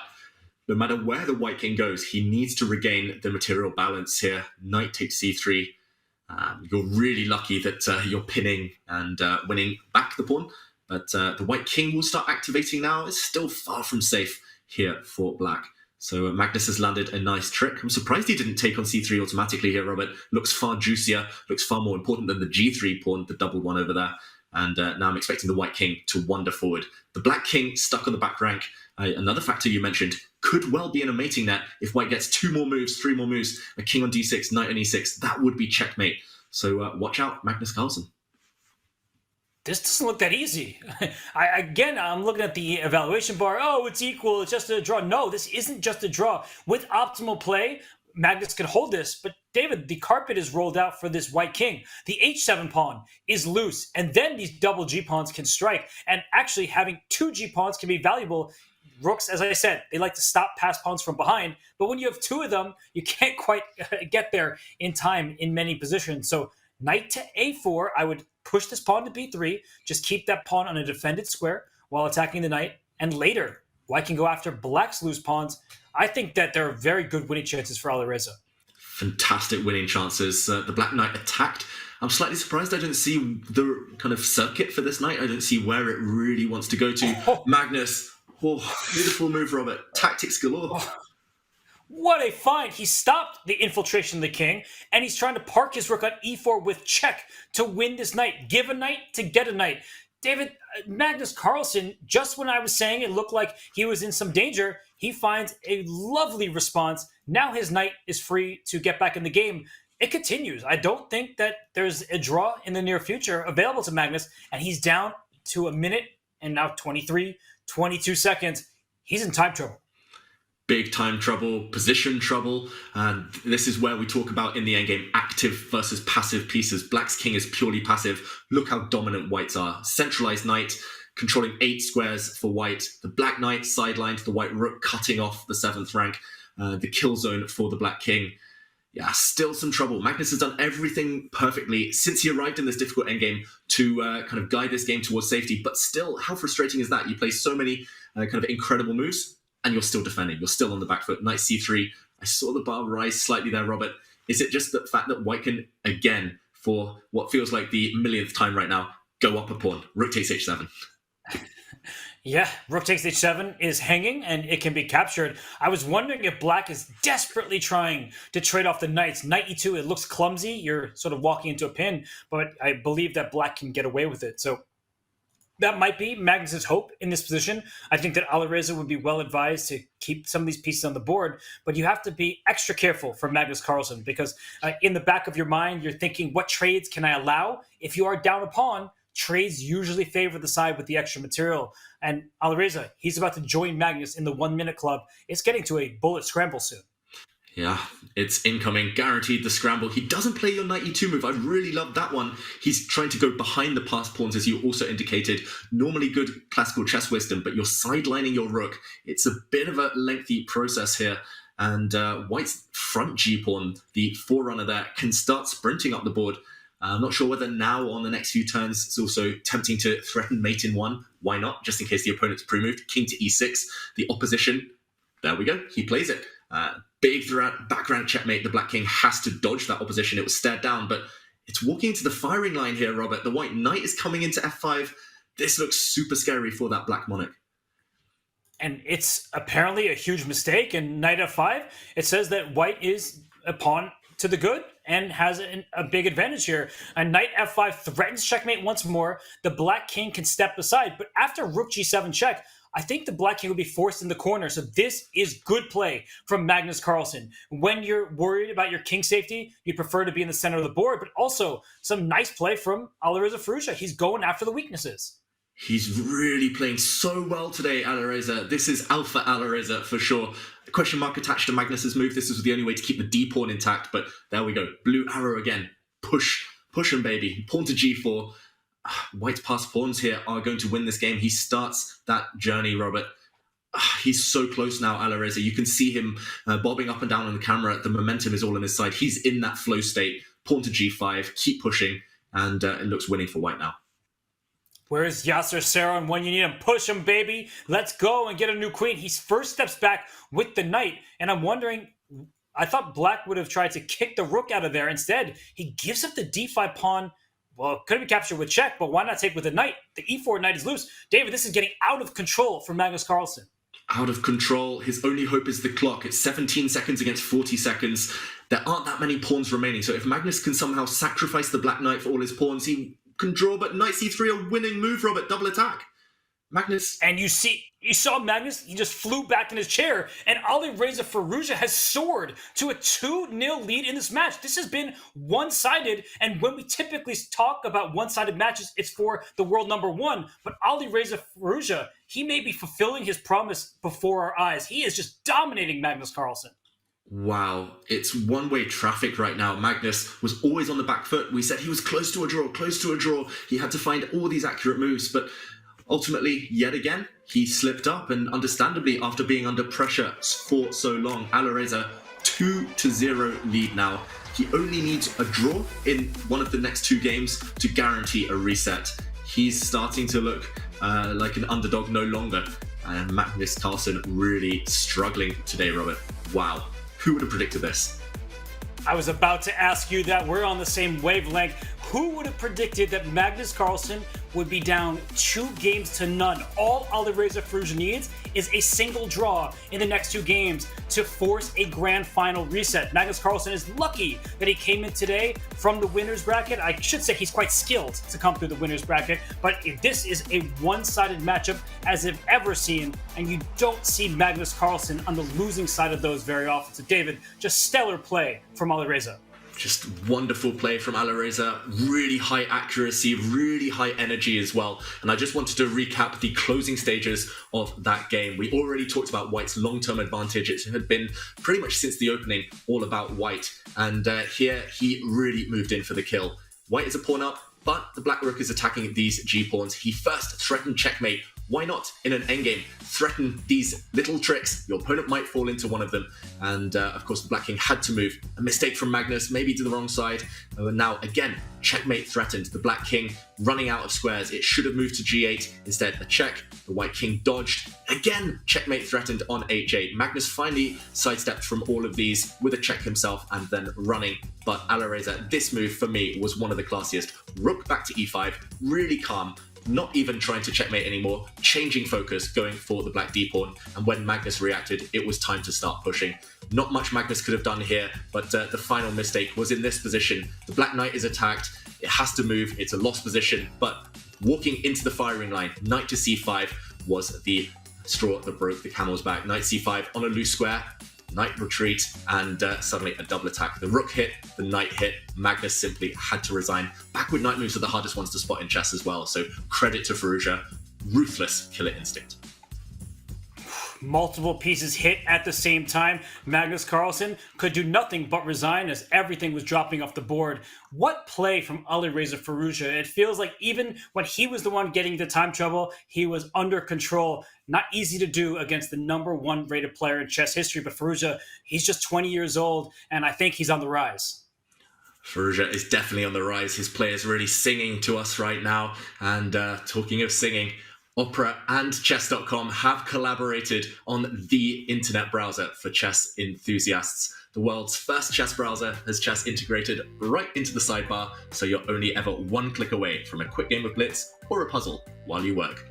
You can even pin the sidebar panel open so that you can carry on reading, watching, or browsing with one eye on the board while your opponent plots their next move. This is available for Windows, Mac, and Android, so use !chess browser in the chat now to download Opera for free and take it for a test ride. Maybe you'll be able to play just as strongly as Alireza.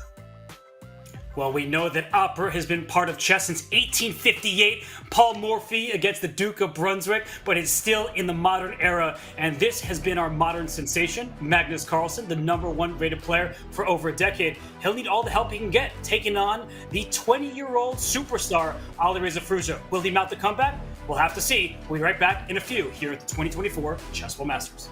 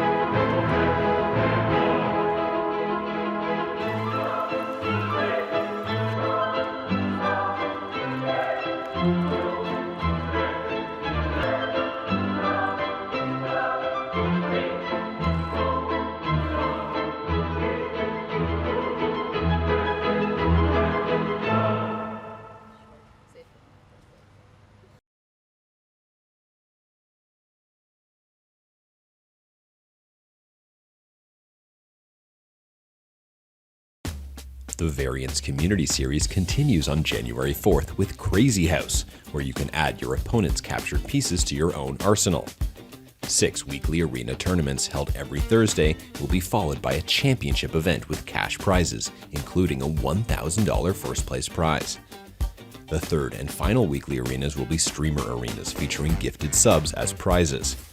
Win any of these events to qualify for the championship, and show the world what you've got. Join the Variants Club today to learn more about upcoming events, how to participate, and much, much more. See you in the arena on Chess.com.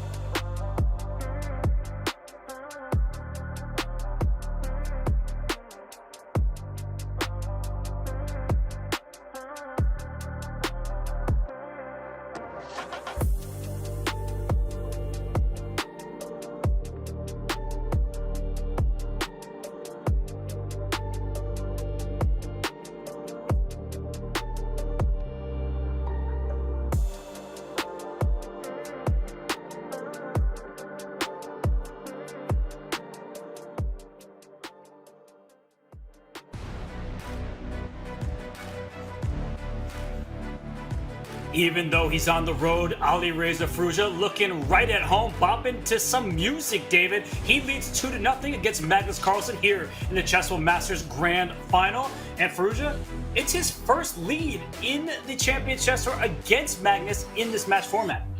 Yeah, Firouzja is flying right now. He's 2-0 up against the world number one. This is only his second ever grand final in the Champions Chess Tour. He's seizing the opportunity, seizing the moment, but the big question is, can he keep it up? He needs to win this match, put it in the books first, and then win the reset. He just has to avoid that inconsistency that we've seen from him from time to time from creeping into his game. But right now, he's done everything perfectly, Robert.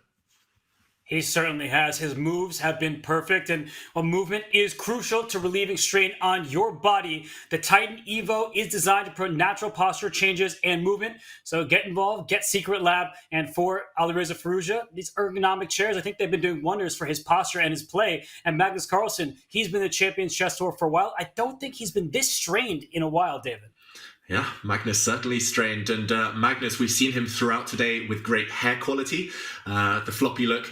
He needs great chair quality, of course, to keep to launch this comeback throughout the rest of the day. So Magnus, it's up to him now. The pressure is certainly on. It is on, and he cannot even afford a draw in this next game. He has to win this one and the following game. Otherwise, we get a grand final reset. So Magnus Carlsen, his work is obvious. He needs to win. There is no other option. But how do you do that against Alireza Firouzja, who's in this kind of form? It's not going to be easy. Magnus has tried everything now. He's been really dynamic with the way he started the game. The first game, pawn sacrifice. It was that piece for 3 pawns kind of imbalance, that standoff. Second game, he went really, really kind of wild and wacky with the opening. Didn't pay off. Now, wow, a lot of fans will be pleased. A lot of fans will be devastated. It's the London system, the most Marmite opening out there, Robert, but one that has brought Magnus a lot of success.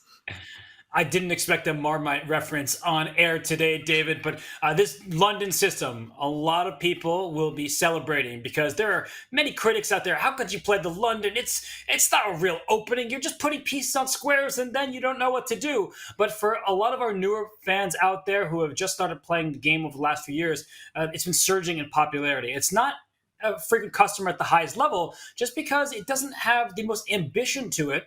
But I will say, David, in my experience, it can be quite nice to play from the white side when you just want a game. And for Magnus Carlsen, he needs to get back in the game because he's down by 2 points.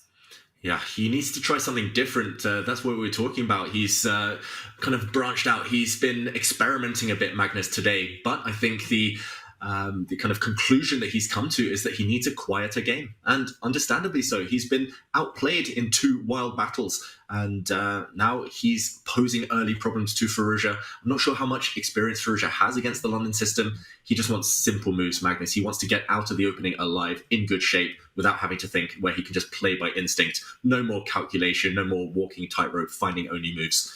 I think despite my love-hate relationship with the London system, a wise choice in this next game. Of course, needing to win is not going to be easy for Magnus, but clock situation already looking positive, Robert. Already, maybe for the first time, forcing Firouzja to think this early. Well, what Firouzja probably was thinking about is could he sacrifice this pawn on c5? Instead, he defended it with his bishop, but in many variations, especially in must-win territory, you see white grabbing the pawn. It wouldn't have been that easy in this current line. Black also can take on d4 at any moment, although white will take back with the e-pawn, and we will get a Caro-Kann structure. So, David, we saw Vincent Keimer yesterday play an f4 move against Levon Aronian, making sure that black cannot gain space in the center and the bishop on c8 will be passive. I have to say I like the decision from Magnus. It's risky. You're pushing a pawn, that golden pawn that's near your king, but you have a clear idea. It's to clamp down and stop black from gaining full activity. F4 for the score, the stone wall structure. This has multiple names and clear the dark square strategy that Magnus is going for. He's going to try and bind this position, lock it down, and slowly try to take over territory, suffocate Firouzja later. The e5 squares you're pointing out there, under lock and key, the white knight will most likely leap forward into that post at some point. I'm not sure you want to rush that, but watch out for the black king. It's committed early, and therefore it's a clear signal that Magnus can start attacking that flank, that side of the board in the near future. First, this dark square strategy we mentioned, really consistent, puts a pawn on a3. All apart from one of the white pawns now are on those dark squares. And yeah, watch out, Robert, for those Greek gift sacrifices. The white bishop on d3, maybe the MVP, the most valuable piece right now. It is, because the bishop on c8, it can go to b7, and we typically like to fianchetto our bishops going on the longest diagonal, but it would have stared into black's own pieces. I love this move a5, and I also really appreciate Magnus's retort. He stops the bishop from getting to a6, and in doing so, the evaluation is growing in white's favor. David, it's a must-win game. Normally, you castle kingside, you play a slow game. Can Magnus castle queenside, throw all the pieces at the black king? Oof, Robert, it wasn't on my radar until the moment you said it, but now you've said it, I would love to see that. It's growing that idea in my mind. It's simply, he goes the other way. No. Understandable. This is the default setting. I was about to say, I've nearly never seen anyone castle queenside in a London system. It's literally 1 in a million, buy a lottery ticket type of move. But I would have loved it. The white king would have been safe. Throw the pawns forward. I once castled queenside in a game where it was starting with the Cambridge Springs, if I remember correctly, and I got checkmated in the first 30 moves. So I'm not actually advising it in the sense that it's always going to be good, but in a must-win game, if you play a locked-up position where the likely result is a draw, that doesn't help your cause. A draw is a loss at this stage for Magnus Carlsen. And for Alireza Firouzja, he's done nothing wrong. All of his moves have been quite natural. He brings his rook to the only open file. And are we about to see mass liquidation? Rook takes c1, rook to c8. David, where are the winning chances going to come from? Yeah, it's not easy. It's going to have to be a long grind, especially if all the rooks disappear. This one open c-file, Magnus is going to be wishing it had stayed closed. I agree, Robert. It's hard to visualize. Yes, white will have a beautiful piece on the e5 square. I'm expecting the white knight to leap there maybe now or on the next couple of moves. But what next? One good piece isn't quite sufficient. Black hasn't got any real weaknesses. Still, black is solid. It's very passive. It's not Firouzja style, talking of who is kind of enjoying this position more. But in a situation where a draw is sufficient, I think he's fine. I think Firouzja... Robert, I can't get that castle queenside motif out of my head. This is why we kind of wanted to get the king to the other flank, pawn storm the black king. At least it would have been kind of fast, ferocious type of chess. Here it's very stodgy. And yeah, I'm kind of agreeing with this featured chat. In the London system, you need some exciting ideas, and pawn to g4 anyway. Wow.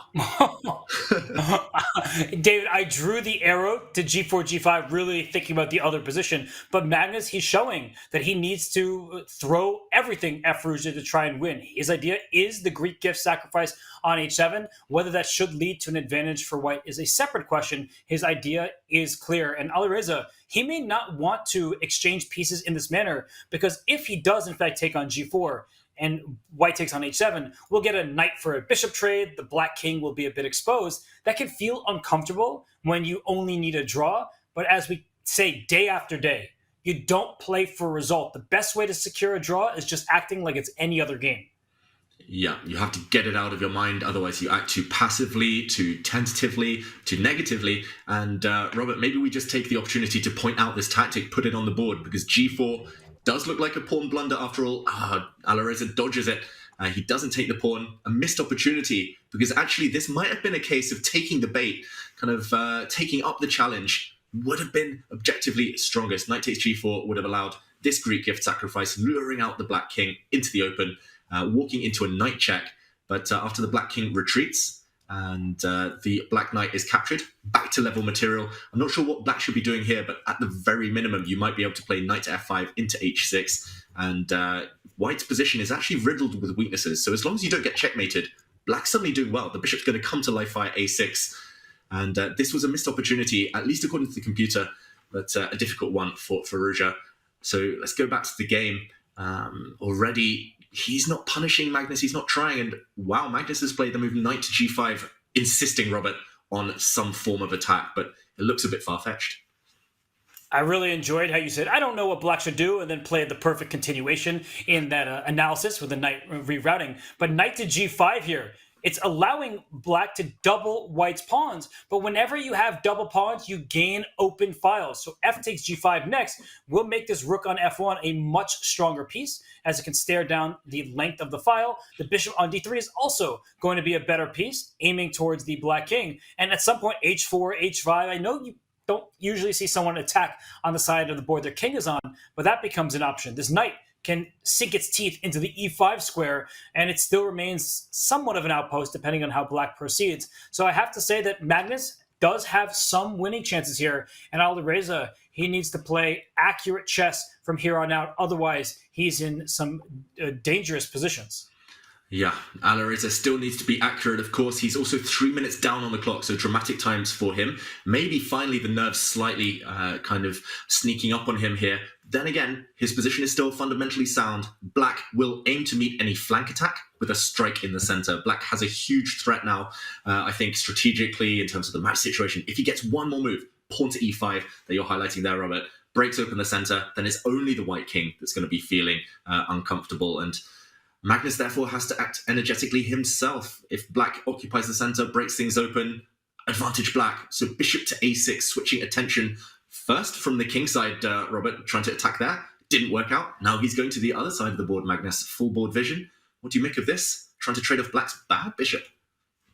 I like it, because bad bishops defend good pawns, or in this case, good squares. A white queen on a6 is going to poke at this loose b6 pawn. So there are clear plans for Magnus. He is trying to invade on the queen side while the center remains closed. Can he keep it closed forever? That is a question that I think is answered with a likely no. So he is trying to quickly head on over to the queen side and cause problems. I think that black can exchange bishops.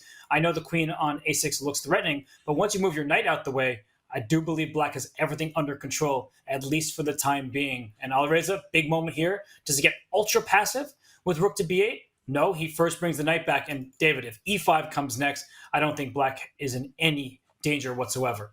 Yeah, and like you say, once you figured out what the opponent wants, you stop their idea at any cost. Knight to f3, but black reinstates that idea of e5, trying to open up the center, given a question mark, Robert, and the bar noticeably creeping up. Firouzja, he's had to speed up his moves due to the clock situation, but is this a mistake? Does Magnus suddenly have an opportunity? I'm looking at moves like rook to c8, trying to get in round the back. Queen to b7 looks tempting to try and, there we go, queen b7 on the board, trying to hit the black queen, rook c6 now, a massive threat. Maybe Magnus has gained enough ground. He's really invaded Firouzja's camp. Wow, queen to b7, you called it. That is a wonderful find. I was also looking at rook to c8, trying to trade off rooks on the final rank of the board to make the black king feel somewhat unsafe. But queen b7, a very direct threat. Rook b8, it doesn't really help you out here because white can still bring his own rook to the c8 square. And also, play queen c7. Trading queens will favor white because you have more activity. White controls the only fully open file here, and that means that you should have the advantage if the queens come off. So I love this move, queen to b7, e5, rook c6 slams down, b6 will fall. So I'm starting to appreciate Magnus's position more and more. It seems like he's woken up. It feels like Magnus has definitely perked up. He needs to. And again, a sign of a champion. When your back's against the wall, you're suddenly able to turn it on. Queen b7, I think unexpected. Firouzja, look at the clock time, under 3 minutes now. It was just trying to play too solid. It's not his instincts. Suddenly it's backfired, and it might be too late. Robert, if the queens come off, we might see kind of roles reversed. The script kind of switched here. In the previous game, it was Firouzja, rook and knight endgame, dominating with a rook on the 7th rank. Now it could be Magnus in a rook and knight endgame, dominating with a rook on the 7th rank again. Just queen c7, I feel, is a huge threat. And maybe it's best to just play e5, give up a pawn or two, just try to complicate things. I don't think sitting passively and trying to defend is going to work. I don't think it'll work either, and I'm giving this move, that's me doing this, the exclamation point. Queen b7 is a really nice find from Magnus Carlsen, and look how it's caused Alireza to pause. He doesn't know what to do. e5, rook c6. At the very least, you're losing the b6 pawn. Maybe the e5 pawn can be captured next, and he goes for it because, David, as you were correctly calling for, you can't sit and do nothing. White's plan is too obvious. Here comes the invasion, and now's the big question. Do you take this pawn on e5? Definitely not with the knight. The knight needs to stay put, otherwise g5 drops. But do you take this pawn, or do you take this pawn, or do you do something else? I don't even know what other moves come to mind. Yeah, I see a pawn. I want to take a pawn. The only dilemma, Robert, is that there are two on the menu, and which one looks more tasty? He takes this pawn. But there was a grimace from Magnus Carlsen, maybe realizing it's not as simple as he'd expected. Black, wow, pawn to d4. Oh, what a move, Robert. Another pawn sacrifice just to try and break the black queen out of jail. Oh, Firouzja's fighting so hard here. What a move. d4. Just giving a second pawn. It could have been captured by two white pieces. Instead, white goes after the b6 pawn. But David, what happens if black now takes this pawn on e5? As you said, the pieces are breaking free. Yeah, they're breaking free. And I'm suddenly kind of trying to get this High School Musical song out of my head. That was a real classic.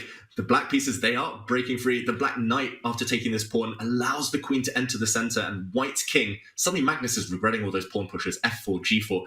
If he could put those pawns back on f2 and g2, he'd just be winning. He'd be up material. But look at it. Firouzja, his queen, the just a star here. The rest of his pieces are fast asleep, but the queen alone performing miracles. And yes, he's still a pawn down, but I don't think the count matters here, Robert. If black gets another move or two, pawn to h5, rook to c8, this could even turn. It's all about king safety in major piece positions. It's only queens left with the rooks. I actually really like this move, king g2. I was very tempted to play rook to d5, but then queen h4 would have had a check on e1 when the white king was there. Rook d5 becomes a threat, trying to steal this loose pawn. And let's not forget that the black king is also in danger. You have no luft for your king. If you spend a turn, make a move like h5, white still would have played rook d5. So Alireza, he is not taking his foot off the pedal. The queen on b5 threatens queen e2, not just with one check, but I think a series of unstoppable checks, which would result in a draw. So David, Alireza continues to play fantastic chess. These first 3 games have been exemplary. Can he keep it up, as there are no checks now, and white seems to be regrouping nicely?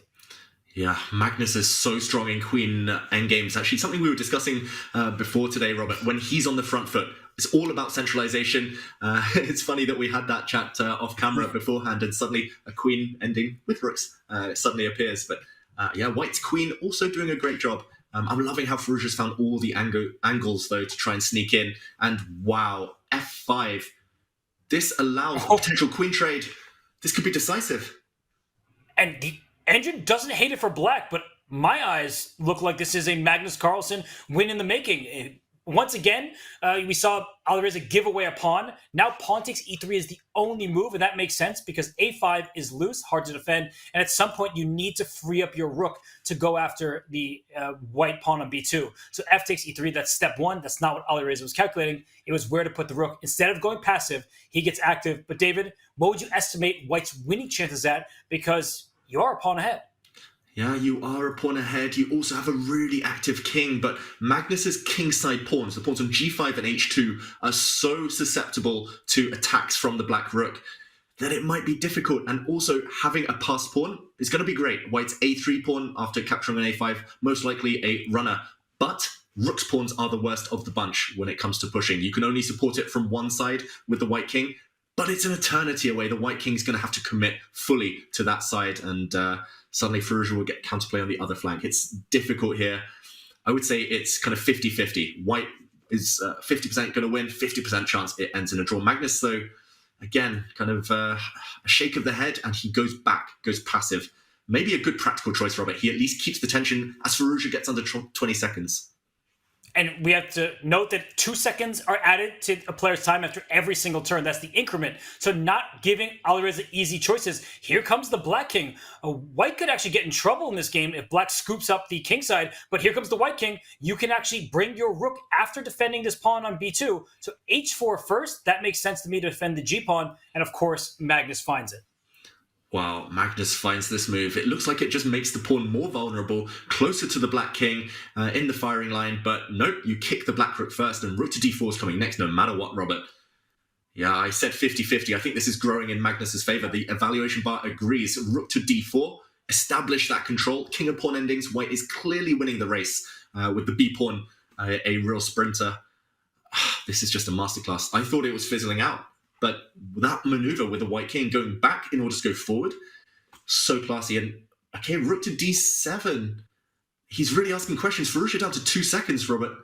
Oof, this is really living life on the edge. But now, finally, control and the b-pawn runs. And look at that. He gained a tempo because he brought the black king back to h5. And here, he can scoop up the pawn, move the rook out the way, and then run these 2 passed pawns on the queen side. Magnus Carlsen, he's done everything right in this game. This is just an easy win for a player of his stature. Push your b-pawn, give up the g-pawn, and keep going. It's not about pawn quantity, it's about the quality. Yeah, it's about the quality. Black has precisely 0 passed pawns right now. Look at the white rook, controlling the g5 pawn, helping, shepherding the white queenside pawns forward. Firouzja desperately trying to create a passed pawn of his own. But I'm expecting that special move en passant, as if the pawn had just moved 1 square. Magnus surely knows about that rule, won't have forgotten about it. What are you thinking about Magnus? There we go. He captures, and the A and B pawns run together. They say 1 pawn runs faster than 2, but here, those 2 on the queenside, Robert, way too far down the board. That's right. b7 comes, and then rook c8 shuts down the access of the black rook along the 8th reg, and the b-pawn promotes. Magnus Carlsen, he wins on time, but he was winning on the board. And look at this. We have a match once again. 2-0 start for Alireza Firouzja, but he's the one biting his sweater, and this may be a nail-biting finish. Yeah, poor Firouzja. He played so perfectly the first 2 games, but that was the GOAT. That was Magnus really upping his intensity. And suddenly, 2-1, the nerves will be settling in. How frustrating. You think you're bang in form, and then that happens, Robert. Firouzja, he must be suddenly fearing that he's woken the beast. Wow, for Alireza Firouzja, it felt like the match victory was going to be in the bag, and then he would have to get to a grand final reset. But will we get the reset? Because it seems like Magnus Carlsen's form has reset at just the right time. There was no advantage out of the opening. It seemed like everything was under control for Alireza, but Magnus, he is relentless. That queen infiltration, David, queen a6 slithering into b7, that's really what was able to get Magnus the upper hand. Yeah, it looked like he was playing on the king side. He'd committed to one side of the board, but that full board awareness, suddenly switching focus. It was like watching a world-class tennis player kind of batter the opponent on one side, then suddenly switch things and just overwhelm their opponent, just keeping them off balance. And we saw the looks, the reactions there. Magnus, so happy with himself. Finally, things are clicking. But Firouzja, wow, this next game is essential. He will have white though, Robert, and that could be priceless. Yes, so for Alireza Firouzja, he gets the white pieces, but we know he's not always the most solid player. He doesn't like just playing peacefully for a draw. But in that endgame for Alireza, I think that's what he was doing just then. He was analyzing, he was looking at the engine, saying, what could I have done differently using game review? And I just want to show that position because it was really difficult. You could give Alireza minutes on the clock, even hours, and you could still go wrong because it was a critical moment for him. He brought his king forward instead of using his rook to blockade the passed pawn. So, okay, we will go into our next game. That is starting shortly. But for Alireza Firouzja, it was a missed opportunity and one that he's probably going to kick himself about. But I think credit goes to Magnus. Yeah, credit goes to Magnus. Firouzja has lost some momentum, but can he regroup? Can he recover quickly? This is the real test of one's mettle, Robert, especially for the younger generation. We've talked about inconsistency from Firouzja. He barely ever draws games. He tried to be a bit too solid in the previous one, went down to defeat, but now with white, he has to go back to original strategy of attacking Magnus, of playing on the front foot. No more playing for the draw. Even with white, that won't necessarily work out. We see the Sicilian defense. Firouzja, will he go for the open Sicilian? It's back to basics, back to his stomping ground, his home comforts of playing really fierce attacking chess. And wow, Magnus is really raising the red rag to the bull here. The Sicilian dragon. It's going to be the year of the dragon, I have to admit, but this is a risky choice, Robert, from black. And it's a choice that is dictated by the score of the match. Magnus Carlsen down by a point. A draw is equivalent to a loss for the second game in a row. And look at this, h5, taking control of this g4 square. How many Sicilians have we seen where white throws all the pawns up the board and creates an attack? Magnus said, no attack for you. But in doing so, it's less likely that he safely castles on over to the king side. The black king may have to stay in the center for a while, David. Yeah, the black king, it's pretty much stranded. No way you castle kingside after pushing pawns, weakening your own kingside flank. And Magnus trading off knights. It feels like he's in kind of known territory here. I must say, fresh, brand new position for me. But look at this. Unorthodox moves, hitting the white queen this early. The dragon bishop, normally a fianchetto bishop, landing on the g7 square. Not this time, hitting the white queen, preventing queenside castles, one of white's main ideas in this opening. And Magnus surprisingly trades off. He's maybe going to turn this into a more strategic battle after the wild promise of the opening. The black rook is going to enter the semi-open c file. There we go, rook to c8, hitting the bishop. The black queen's going to come out via a5. I must say, opening success objectively, Robert. I think black has... if not equalized, then at least is not going to be hit by a direct attack, as we're used to in the Sicilian Dragon. But is it going to be sufficient? Do you think there's enough imbalance here to hope to win long term? It looks quite level at the moment, and I was about to say that Magnus likely going for the queen trade. They say in the Sicilian, the skeleton of the position is often favorable for black. You have traded a bishop's pawn, the c-pawn, for a central pawn, this what was on d4. And so Magnus Carlsen, he just flexed his endgame muscles in the third game of the match. Why not try for it in game 4? I think so many players, David, they would think, oh, queen's off the board, it's just a draw. Not when Magnus Carlsen is playing. And actually, I think as we look across the board, there are enough imbalances in this. It's not symmetrical pawn structure that will give black some chances to try and drum up some counterplay and winning chances. Yeah, it's that experienced advice that you dropped earlier, Robert. You've got to play the position. You've got to play the board. You cannot play for the result, especially at this early stage. Look at the black king stranded in the center. If you allow white to dodge a queen trade, if you kind of take a time out, I don't know, push a pawn to a6, white's queen will come to f4, white will blow open the center with pawn to e5, and suddenly you'll regret the opportunity. Ooh, he plays pawn to b5 instead, Magnus, and I'm already worried about that black king. Pawn to e5, the blue arrow makes yet another fateful appearance. Already the black king, oof, I'm sweating for it. Even if queens disappear now, because the weakness of the black queenside combined with the open e and d files. Look at the white rooks. So strong right now. Magnus maybe in a bit of trouble according to the eval bar. Shaking his head, Robert. He's in huge trouble, and the reason why, his rooks are not connected. There's a rook on h8 that is not participating in this game. If you ever try to castle, down goes a pawn on e7, and white can strike on the queen side at any moment, a move like a4. Okay, I see the blue arrow, that wasn't me. What a move that would be. It's the knight on f6 is under attack, the e7 pawn is pinned, a6 is hanging. What a ridiculous, ridiculous move. Oh, he misses it, Firouzja, but rook to d6.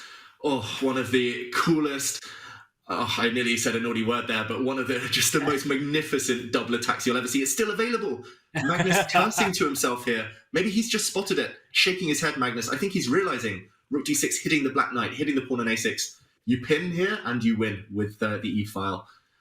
Oof, he missed it, Firouzja, Robert, but wow, missing that opportunity. Will it come back to haunt him? That's the big question.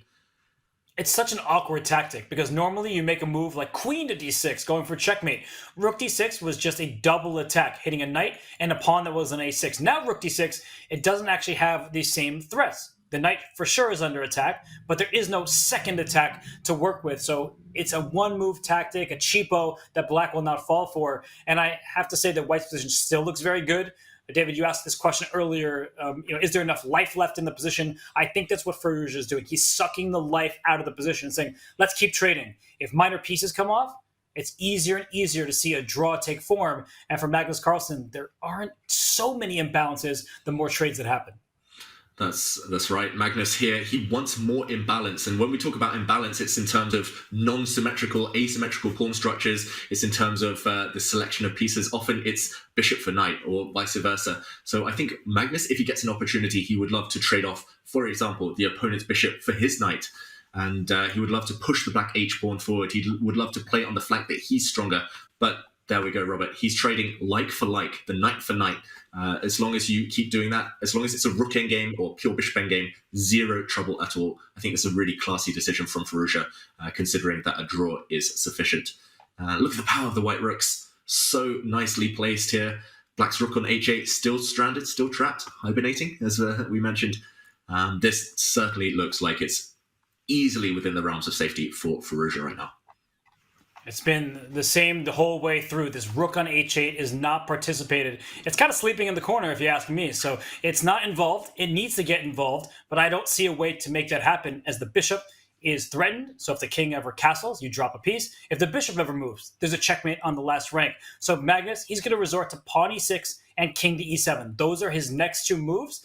And then we're starting to talk about a few imbalances in the sense that black has an extra central pawn. There is this pawn on e7. White has this extra pawn on c2. I think that in the long run, these central passers, they can be pushed a little bit more easily. You can see like the makings of pawn pushes here. I do feel like Firouzja has everything under control, but I guess it gets uncomfortable the longer the game continues and the more I look at the clock. Yeah, Firouzja definitely thinking more in these last two games where a draw is sufficient than he did in the first two where he was able to win. Then again, I do love White's last move, king to d2.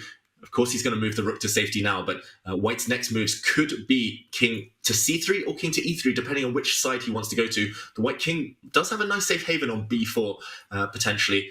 There we go. He's headed in that direction. He doesn't care about the kingside pawns. They'll take care of themselves for now. But the white king on b4 will mean that if any rook exchanges happen, White is going to win the endgame on the queen side.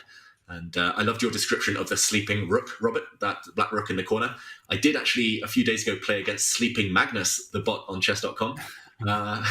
It wasn't the best chess player in the world, but that black sleeping rook needs to wake up at some point, just as Magnus needed to, that bot. G5, the pawns at least, have definitely awoken from their slumber. And we can see what Magnus is aiming for. Maybe pawn f6, pawn e5 and just put all these pawns on dark squares. You actually don't know when he is going to break with a move like h3, just to ask questions of the white pawn structure. But Alireza, to this point, has responded very well. Every single move with purpose. This rook can join the party on the open a file. David, the big question, do you play this pawn push to h3? Well, the answer is clear. Next move, if you're given the opportunity, black is going for it. Yeah, black is definitely going for that. I don't think there's even time to go harassing white. That light square bishop, rook to a6 would have run into h3. I'm really surprised Firouzja hasn't committed. He hasn't blocked off that pawn advance. The reason white didn't push a pawn to h3 and just totally lock up black on the king side is because long-term pawns on light squares are big targets for the opponent's light squared bishop. So pawn to h3, maybe objectively a good move, but you imagine the black king getting into g3, getting into one of those holes. Those pawns are doomed long-term. So Firouzja, he's trying to play flexible chess, keeping all the options open. He's essentially saying to Magnus, yes, it's probably level now, but you are the one who's going to have to do the hard work. And rook to d7, Robert. I mentioned rook trades long-term favouring black. Favouring white because of the active white king. Are you surprised by this decision? Very surprised. And he has to retreat his bishop, so h3 doesn't have the same punch as it did with the bishop staring in the pawn's direction. But what Magnus is going for is what you were just talking about, David, that if white plays h3, I think I'm going to look, the engine says h3 is acceptable here, but strategically it is horrible because you see how easily the black king waltzes its way to a square like g3. So you think that for now it's okay, but in the long run, I'm going to be in trouble. So a move like h3 from the white side, super difficult to play, strategically risky. I think it's more likely that Alireza makes an active move like rook to a7, but then Magnus really can start considering ideas with a rook lift, just trying to get at white's somewhat soft pawn structure on the king side. Yeah, you said it before. Alpha Magnus, he loves pushing those rook pawns. It's his trademark in recent years, ever since Alpha Zero in 2019. I think Magnus will just install a pawn on h3, maybe after trading on the c4 square. And then he's just going to hope it's 2 squares away from touchdown, that it becomes a new queen in the kind of not too distant future. We talk about endgames, Robert. Magnus, maybe the greatest endgame player of all time, especially in these types of endgames where it's not just calculation, it's about feel. It's about making practical decisions. And there we go, pawn to h3. White will not take, white will not break his own structure. You have to bypass this pawn. But if anyone can win this endgame with black, Robert, it is Magnus. I would say very realistic winning chances for Magnus Carlsen right now. And when you're playing against some of the younger generation, just like Magnus Carlsen did to Gukesh when they played in the World Cup, in certain endgames, a youthful player almost by definition doesn't have the experience of getting deep down into these endgames. So the technique, it may be learned, but you have to prove it each and every time over the board, and there's so many nuances. So I love what Magnus has done here. He's created a weakness on f3. You may be tempted to push the pawn to f4, but after a series of trades, watch out. Here comes a rook to an open file. So Alireza is trying to be passive. He's trying to defend, and he's thinking that this is the best way to try and secure that half point. But David, it does seem much more natural to play from the black side. The moves come more easily. Yeah, Firouzja, he's lost control. I think it's just playing for a draw, Robert. It's on his mind a bit too much. The last game, the previous game, he went into a difficult endgame because he played negatively, passively. Here with white, okay, he missed this beautiful winning idea, rook to d6 earlier, but in general, he's been happy to trade off, happy to play the safe option on every turn, and there's no safety against the likes of Magnus Carlsen. So definitely trend on black's side. The trend is black's friend, and the king is coming. King into e5, d4, e3. You can see a clear path. What is white doing in the meantime? Firouzja has to really up his game. He's still fine objectively, but 3 minutes on the clock. I do fear for him, just as you were hinting at too, Robert. And there's so many important decisions in a game like this. f4, pawn takes. Do you want to take with the pawn or the rook? If you take with a rook, I know this may be hard for some people to visualize, then black has 2 pawns that are unopposed that can help each other down the board. And if you take with a pawn ever on f4 after a trade, you open up a g file. So there, you always see the downside of certain decisions. And for Alireza, who is down under 3 minutes, he is not going to have an easy time of this as Magnus continues to press him on the board, but more importantly, on the clock. Yeah, Robert, and I also wanted to shout out your pattern recognition. That game against Gukesh that he ended up winning in a rook and pawn ending, black also had the f7, e6 pawn combo that started marching towards the latter stages. So, yeah, it feels like a lot of similarity there. good move, I feel, from Firouzja. The white rook didn't want to stay tied down too much longer on the passive f1 square. Now he's at least seeking counterplay. Again, a tip for everyone at home. Don't sit there. Don't suffer. Don't let your opponent just slowly keep improving. Sooner or later, you have to kind of step forward. You have to ask questions, activate your pieces. Now, Magnus, what do you feel he's going to do? Trade off pawns, bypass this pawn to g4. And you don't want your pawns on light squares, but maybe at least it keeps more pawns alive, Robert. I think it's also tempting to look at bishop d5, trying to put pressure on a pinned piece, but white has the very simple move b3. So just to point out that you're not going to win material there. To answer your question directly, I would be tempted to capture. I just think that you may get some imbalances there, that if you play g4, maybe white pushes to f5, and I don't know if black can connect the pawns in time to keep them all safe and sound. It's not an easy choice. That's why Magnus is spending time. And David, I have to ask you, as we look at the clock, how much of a role do you think it will play? I think it's going to play a massive role. Actually, it's not obvious, but the top players, I feel, they play much quicker in positions where it's very forcing. Even if it's tactical and a bit crazy, they make good decisions because their calculation is so fast. But when it's strategic decisions, when there's no obvious move, there's nothing forced, you have 6 or 7 kind of very sensible options on every single turn, that's where the time is burnt. That's where actually you need to invest some time. You need to have it saved up in the bank for later. I mean, look at this now. Black's bishop on a beautiful outpost. If the black rook gets to h1, white's pawn chain just collapses. So there's a clear path, a clear plan for Magnus. In terms of the clock, 2 minutes now for Firouzja, no clear plan for him. And he's just trying to hold things together. A bishop trade here, Robert, will not save white necessarily. No, because the plan is this. I know that looks ridiculous because of rook moving on a diagonal, but if this rook can sit on g2, white will not be able to take it, and that may freeze Alireza's pieces in place. David, does this remind you of the Champions Chess Tour Finals from a season ago, where I think Magnus was playing against Wesley So? He had a very similar structure. In fact, he had a winning position in that game. So this pawn structure here with that nasty pawn on h3, it can create a wedge and it can hurt your opponent, as Magnus has proven over the years.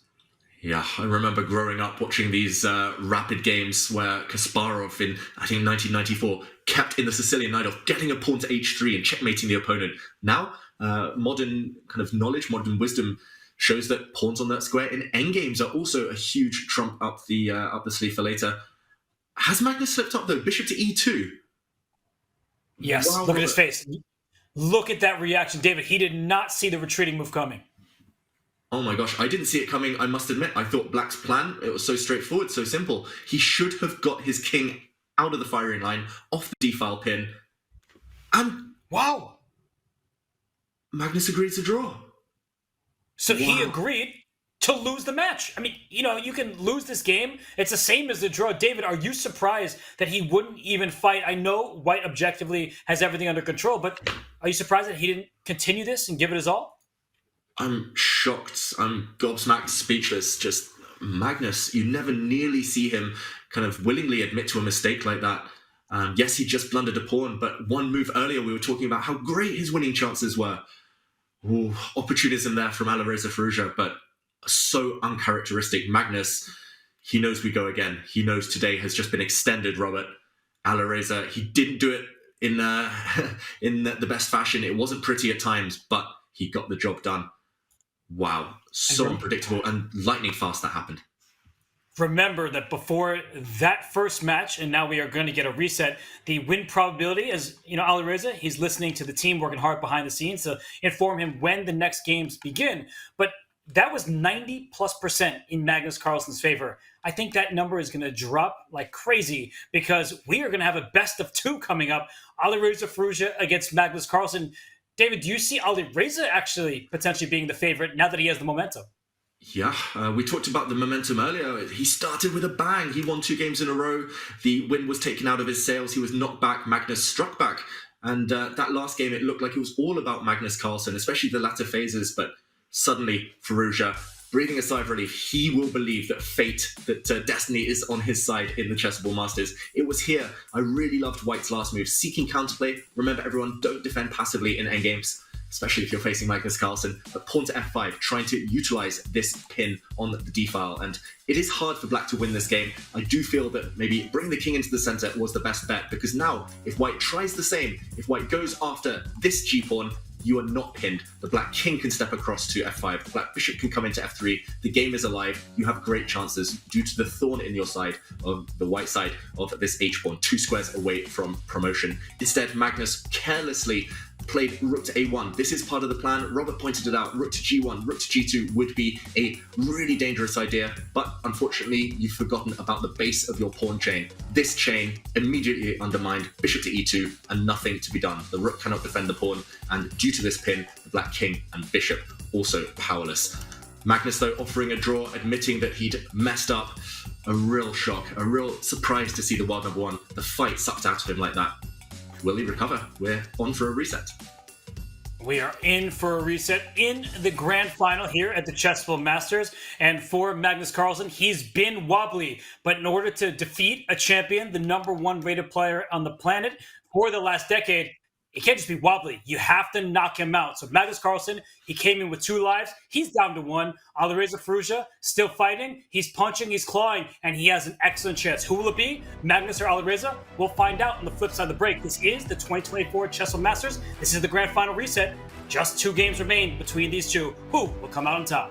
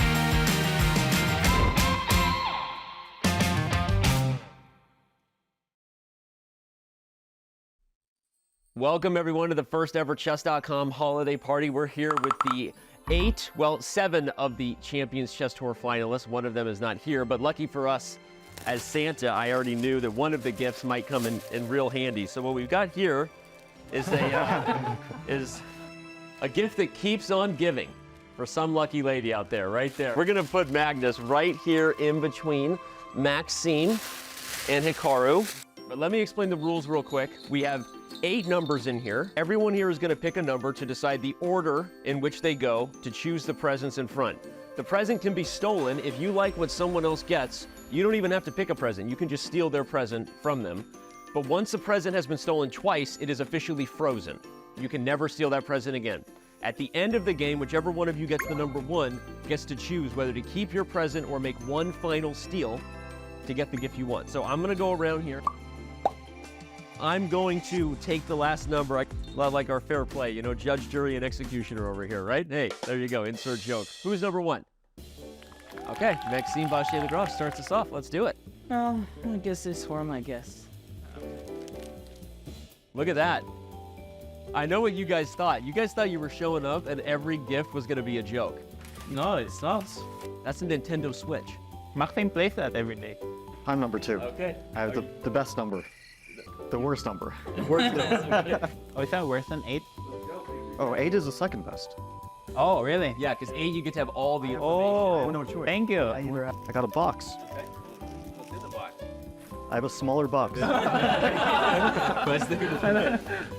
got AirPods. Wow. Oh, sweeter.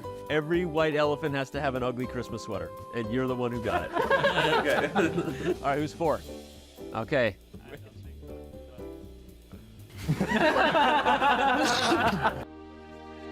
You can cook the night. That's it. What is this?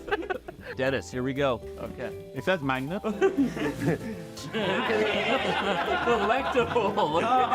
Show it to the camera. The proud owner. All right, Hikaru is shaking. Shaking big, or is he stealing? Who's that? It's Danny.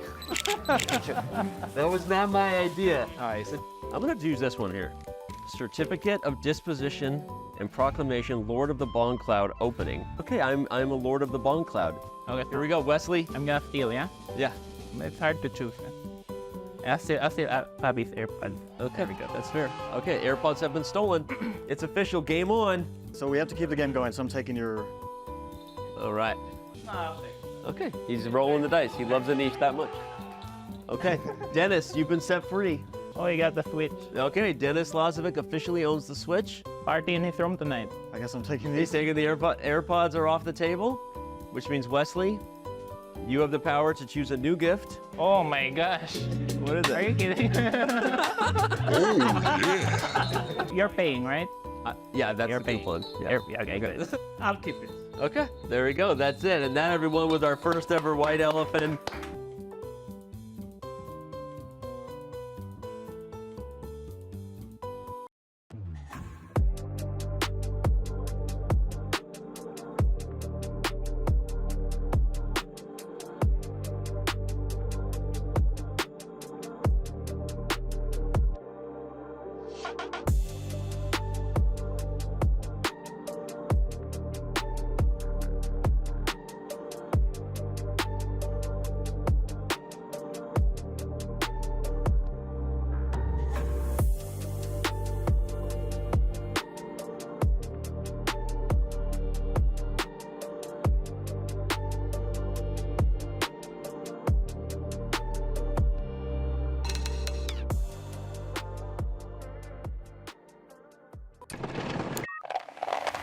He's down a piece, he's down 2 pawns. A couple of checks. Magnus's king is going to dance easily out of them. Take my queen and give me a new one, please. He's losing now. Walked right into that. And they know it. They know it. Turn your boards. 909. 952. made a big mistake. Oh, and the bar's going up. This is an absolute gem of a game. Wesley So has done it. He's going in for the attack, but He's walked into checkmate. Black can play rook takes pawn. A one-move checkmate. 2 seconds. Oh my God! What an Armageddon!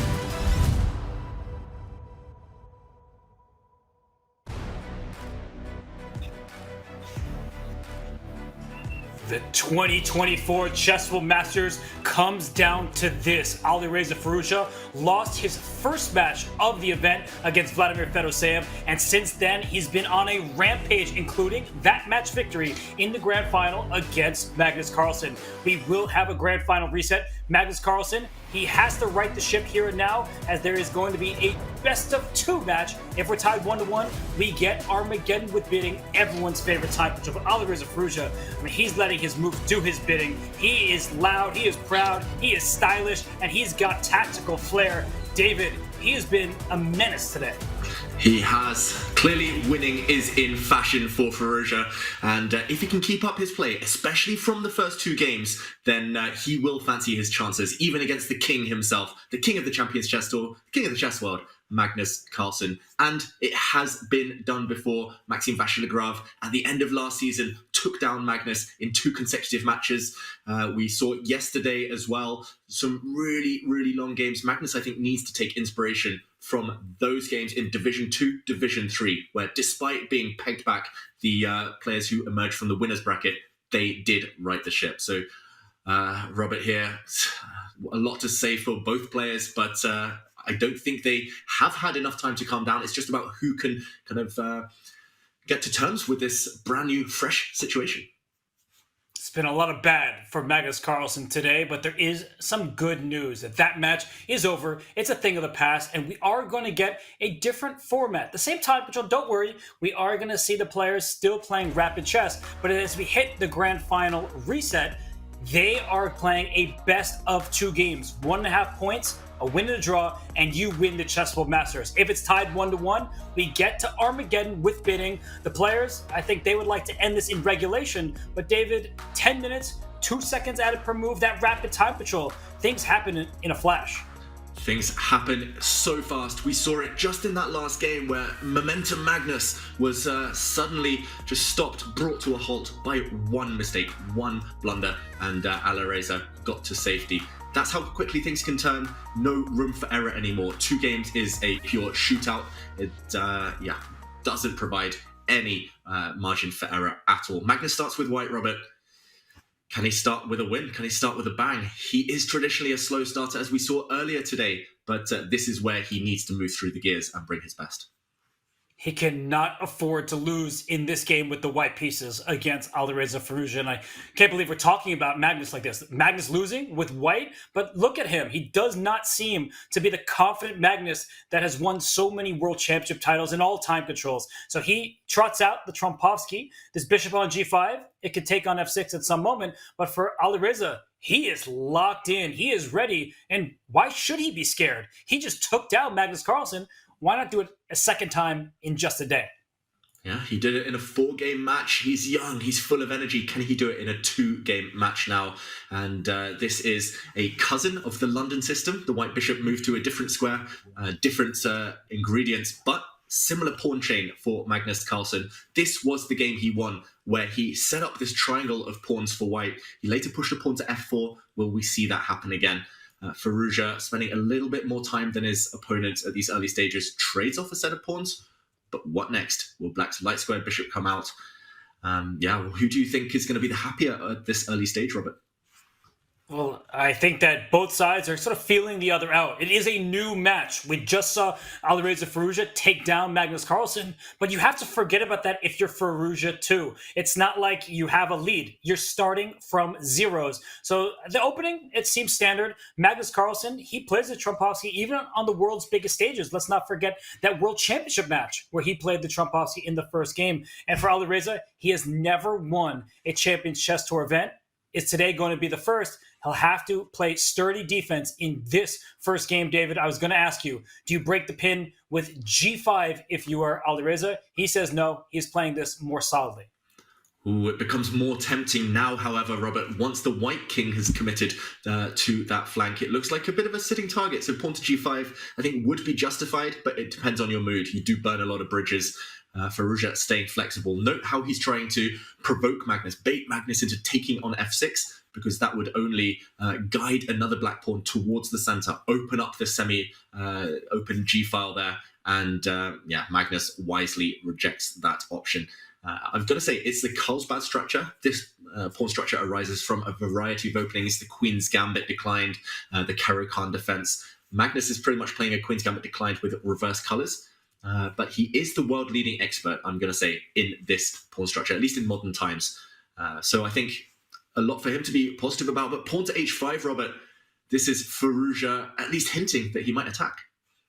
He can at some point continue throwing pawns at the board, but not yet. That point is not now because the knight on f3. And look at Firouzja go. He has this triangle of pawns here with a bishop. They're all working together quite nicely. It's an odd formation. I haven't seen it very often, but a bishop on f5 helping these pawns. Everything is defended. So no holes in Black's position in terms of targets to attack, but maybe some holes in terms of squares, the dark squares. We've talked about this theme a lot today, that maybe White can use those to his advantage if he can keep his king safe and sound.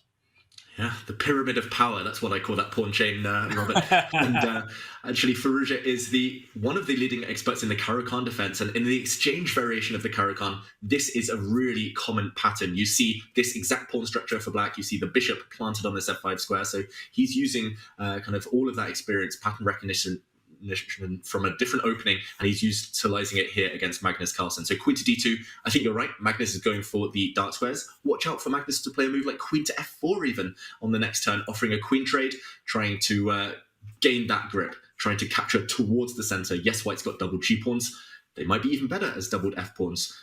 But this is really, this player is just tiptoeing around each other, and just before I could say it, Firouzja, castles queenside, he means business. This is back to him kind of playing confidently, Robert. We saw a bit of a lull from him for those 2 games. He got the job done with a draw in the last one, but after a fast start, he quietened down. Now he's out for blood again. It's like we're back to the very first game that we saw today between them, where it was a piece sacrifice for 3 pawns, and then Magnus, he went wrong deep down in that game where he had only one way out. So you see a4, here comes the pawn storm from the white side, but the problem is the attack isn't clear. b5, the knight goes to a5, you have the dark squares under control. You usually start with your outermost passed pawn, and we can use that pawn as a battering ram, but as soon as there's pawn contact, black shuts the door. So that is the idea from the black side. And what black going for the attack, g5, h4, this pawn is frozen in place. So David, I actually see the makings of an attack from the black side a little bit more easily than I see them from the white side.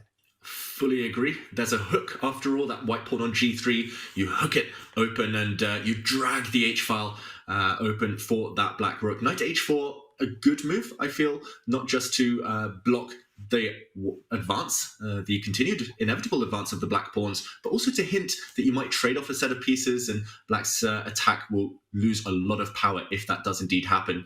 How does he keep pedaling? How does he keep the momentum going, Robert, here for black? It looks like Firouzja's done everything possible to play ambitiously on the front foot, but what next? What do they say? A knight on f8, there is no mate. A knight on f1, there is no fun. f3 controls this g3 pawn with the knight on f1. So you can boot the black knight out of there. So I love this move, knight h4, as you said, hinting at a capture on f5, stopping this h-pawn from pushing forward and opening up the gateway to kick this knight out of g4. Suddenly, my mind has changed. Magnus makes what seems like an innocuous move, but it carries several different ideas behind it. And for Alireza Firouzja, is it time to strike with a move like e5 in the center? There is risk to that as well, because as soon as you push pawns, you may not have the same control you did a turn ago. Yeah, I don't think it's in his vocabulary, backward retreat, Robert. I think pawn to e5, just go for it. It's what the fans want to see. I think it's his best chance as well to keep setting these unorthodox kind of problems for Magnus Carlsen. Pawn to e5, just going for glory, breaking through the center. You can play on the king side later. I love that move, but yeah, also a move like knight to e7, maybe not Firouzja's instinct, but kind of fundamentally sound. This definitely feels like the calm before the storm. Look at those accuracy levels. Both players playing provocative, ambitious chess, but also just really, really strong chess. So, okay, key moment. And Firouzja, clock time not on his side. A long think right now. Will it be a wrong think? That's the question. Ooh, you're a rhyming man today. Ever the poet, you know it. David Howell is giving us some wisdom here. But it is true that sometimes players, they would make a move instantly in bullet. They then spend quite a lot of time when they have minutes on the clock. It is a critical moment. So for Firouzja, he needs to look if this capture is happening. And if he ever has to take away from the center, then that d5 pawn becomes a target. So you don't want to capture in that direction. e5 is striking, but it's committal. As I was saying, you don't want to capture away from the center. He actually invites this swap of pieces, David, and h4 becomes a threat. But how about these two pawns? Who is gaining the upper hand here? Oof, I can see why he found this attractive. I can see why he found it tempting, Firouzja. Clear-cut plan. The queen is going to slide across to h7 as well. It's got all the outlines of a checkmating attack. But strategically, you're busted now, those ugly doubled pawns. And it's very much a race. You have to checkmate white before, for example, white's able to pick up the f5 pawn. I'm looking at moves like queen to d3 or bishop to d3, which is, I think, just been played. There we go. Taking the f5 pawn will undermine the integrity of the black knight's position, the beautiful post on g4. And if you can't deliver checkmate, your position might just collapse. So really huge decision there. I think in the right spirit, Robert, but maybe not the most accurate, maybe allowing a bit too much fun for white. And I guess Alireza might have overestimated his attacking chances. The problem is once the f5 pawn drops, white can actually prevent black from teaming up on the h-file. And moves like queen h7, you're not in time to strike with this pawn push to h4. In many of these positions, white can, in fact, play pawn to f3 to challenge this knight, to force it backwards, and then white can still march forward over on the other flank where the black king sits, lying in wait for the attack to commence. So bishop d3, excellent awareness from Magnus Carlsen. Alireza, once again, long think. Will it be a wrong think, David? Yeah, and you're spitting out the rhymes too, Robert. I do feel that that long think he had, this going for g5, changing the structure, provoking white to kind of probe at these black weaknesses, he might be regretting it already, because look how much time he's using right now. He's given Magnus kind of something obvious, something clear to do. That's the last thing you want against a world-class player. Knight to e7. He's mixing up his plans now. He was going forward. He was going on the attack. Now retreating, going defensive. It's kind of inconsistent. We talked about his form occasionally inconsistent for Firouzja, but yeah, his play here, it just feels a bit wrong. And now I'm not sure what next for white. Attractive moves would be maybe either pawn to f3 if you really want to kick away that black knight. Rook to e6 looks super tempting as well. Just entering the black camp, going for some of those weak black pawns. More importantly, activating the other rook, the rook on a1 via the e-file, double stack them. Yeah, it's suddenly Magnus with a bunch of extra time. He's got obvious moves. Firouzja, his queen's path towards the king side's also been cut off. I fear for black suddenly. Even though I love the kind of spirit behind these ideas, I think it might be going wrong, Robert. And it goes to show how you as a chess player, everyone watching, you can't tunnel in. You can't just go for the attack, because you have to watch out for the base of your position. The foundation is rocky. These double pawns are not healthy. As David just mentioned, I love this move, rook to e6. F3 can be played later, but if you play F3, there's no taking it back, and then the white knight is a bit stuck on F1. Otherwise, your pawn on G3 will be loose. So these are big decisions, and especially when you're touching a pawn, you can't take it back. So Magnus Carlsen thinking here, I don't think this is a wrong time for him to do so. He is up so much time, 3+ minutes, and rook e6, rook e1 to follow. White's play starts to come very obviously, and black is on the back foot. Yeah, I think Magnus here, he's just calculating what would happen after a move like rook to e6 if Firouzja just says, okay, I've had enough build-up. Now it's time to actually enact my real plan. Pawn to h4, blow open the h-file, and some stuff to calculate there, I do admit. So I think very wise moment for Magnus to pause. He's looking into the future, trying to read Firouzja's mind, trying to calculate with clarity exactly what he should be doing. But the eval bar here, I think, Robert, to be trusted. We sometimes don't say that in these complicated positions. It does feel like white's got enough control. I don't see the attack yet. I don't see black breaking through in time, because white's kind of going to gain tempi. White's going to gain a lot of momentum, hitting that black knight on e7 first of all.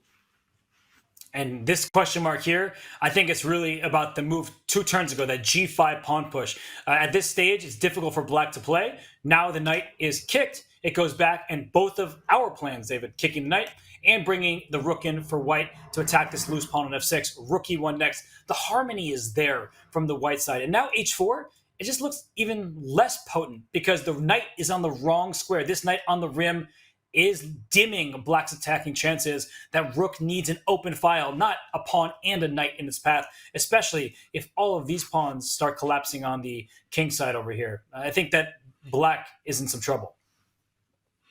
Yeah, definitely in some trouble. And again, it's all about that momentum. It's all about the initiative.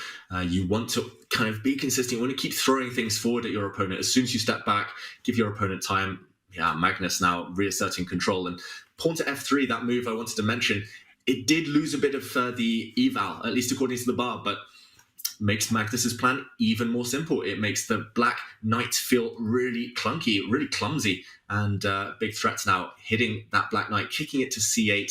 I don't know what the rhyme is for the c8 square. We've talked about f8, f1, Robert. What's the rhyme for that black... I'm not going to call it a Steve, that black knight.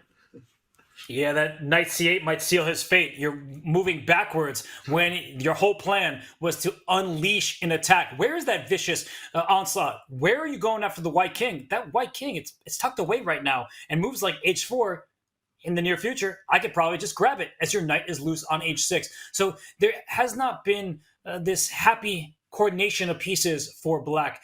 The ideas, they haven't been... kind of in combination with one another. And now white is the one who is first to the attack, carving out light squares, and only white has a light square bishop. If you play b6 here, there's going to be future problems on these light squares. If you take, you're opening up a file in front of your king. David, this is as unpleasant as a position can get. Ugh, yeah, he does play b6 out of necessity more than anything there. And I don't know how he does it, Robert. Every game, win or loss, Magnus somehow installs a pawn on h3 or a6 or h6, just those AlphaZero type of ideas. Magnus is obsessed, and he gets a lot of success from it. Look at the white knight now. This is a real steed, a real stallion, jumping forward, hitting the d5 pawn, And it does feel like black is already on the brink of collapse. I'm looking at the clock, I'm looking at the board, and it's all going wrong. Queen d7, he's just inviting white to play the move he wanted to last turn. Knight takes d5. What does he have up his sleeve? Magnus is just going to go a pawn up. Material, be greedy here. Why not? Greed usually isn't good, but in this particular position, I think white can snag the pawn, and Magnus Carlsen successfully does. So the pawn is captured, and wow, what a move from Alireza. Knight to e4. Magnus, he doesn't seem particularly impressed. I don't think he believes in it, but what an idea from the 20-year-old player, Alireza Firouzja. He has disconnected these white rooks from one another. That means that queen takes e6 can be played if white just tries to grab a quote-unquote free piece. That knight on e4, it doesn't drop. And so, as I look at this position, it's becoming tactical, and Magnus, he wanted full control. Alireza says, not so fast. Wow, Alireza, we mentioned it. He's zoned in. He's so focused on this game. He wants it more than anything, this victory. Knight e4, what a cool move. Just chaos button indeed pressed. We see the eval bar. Magnus, whoa, rook sacrifice on b6. I was going to say he can give up material in a bunch of ways. I did not see this one. He's given up rook for bishop here, or rook for minor piece, Robert, but that black king is so open.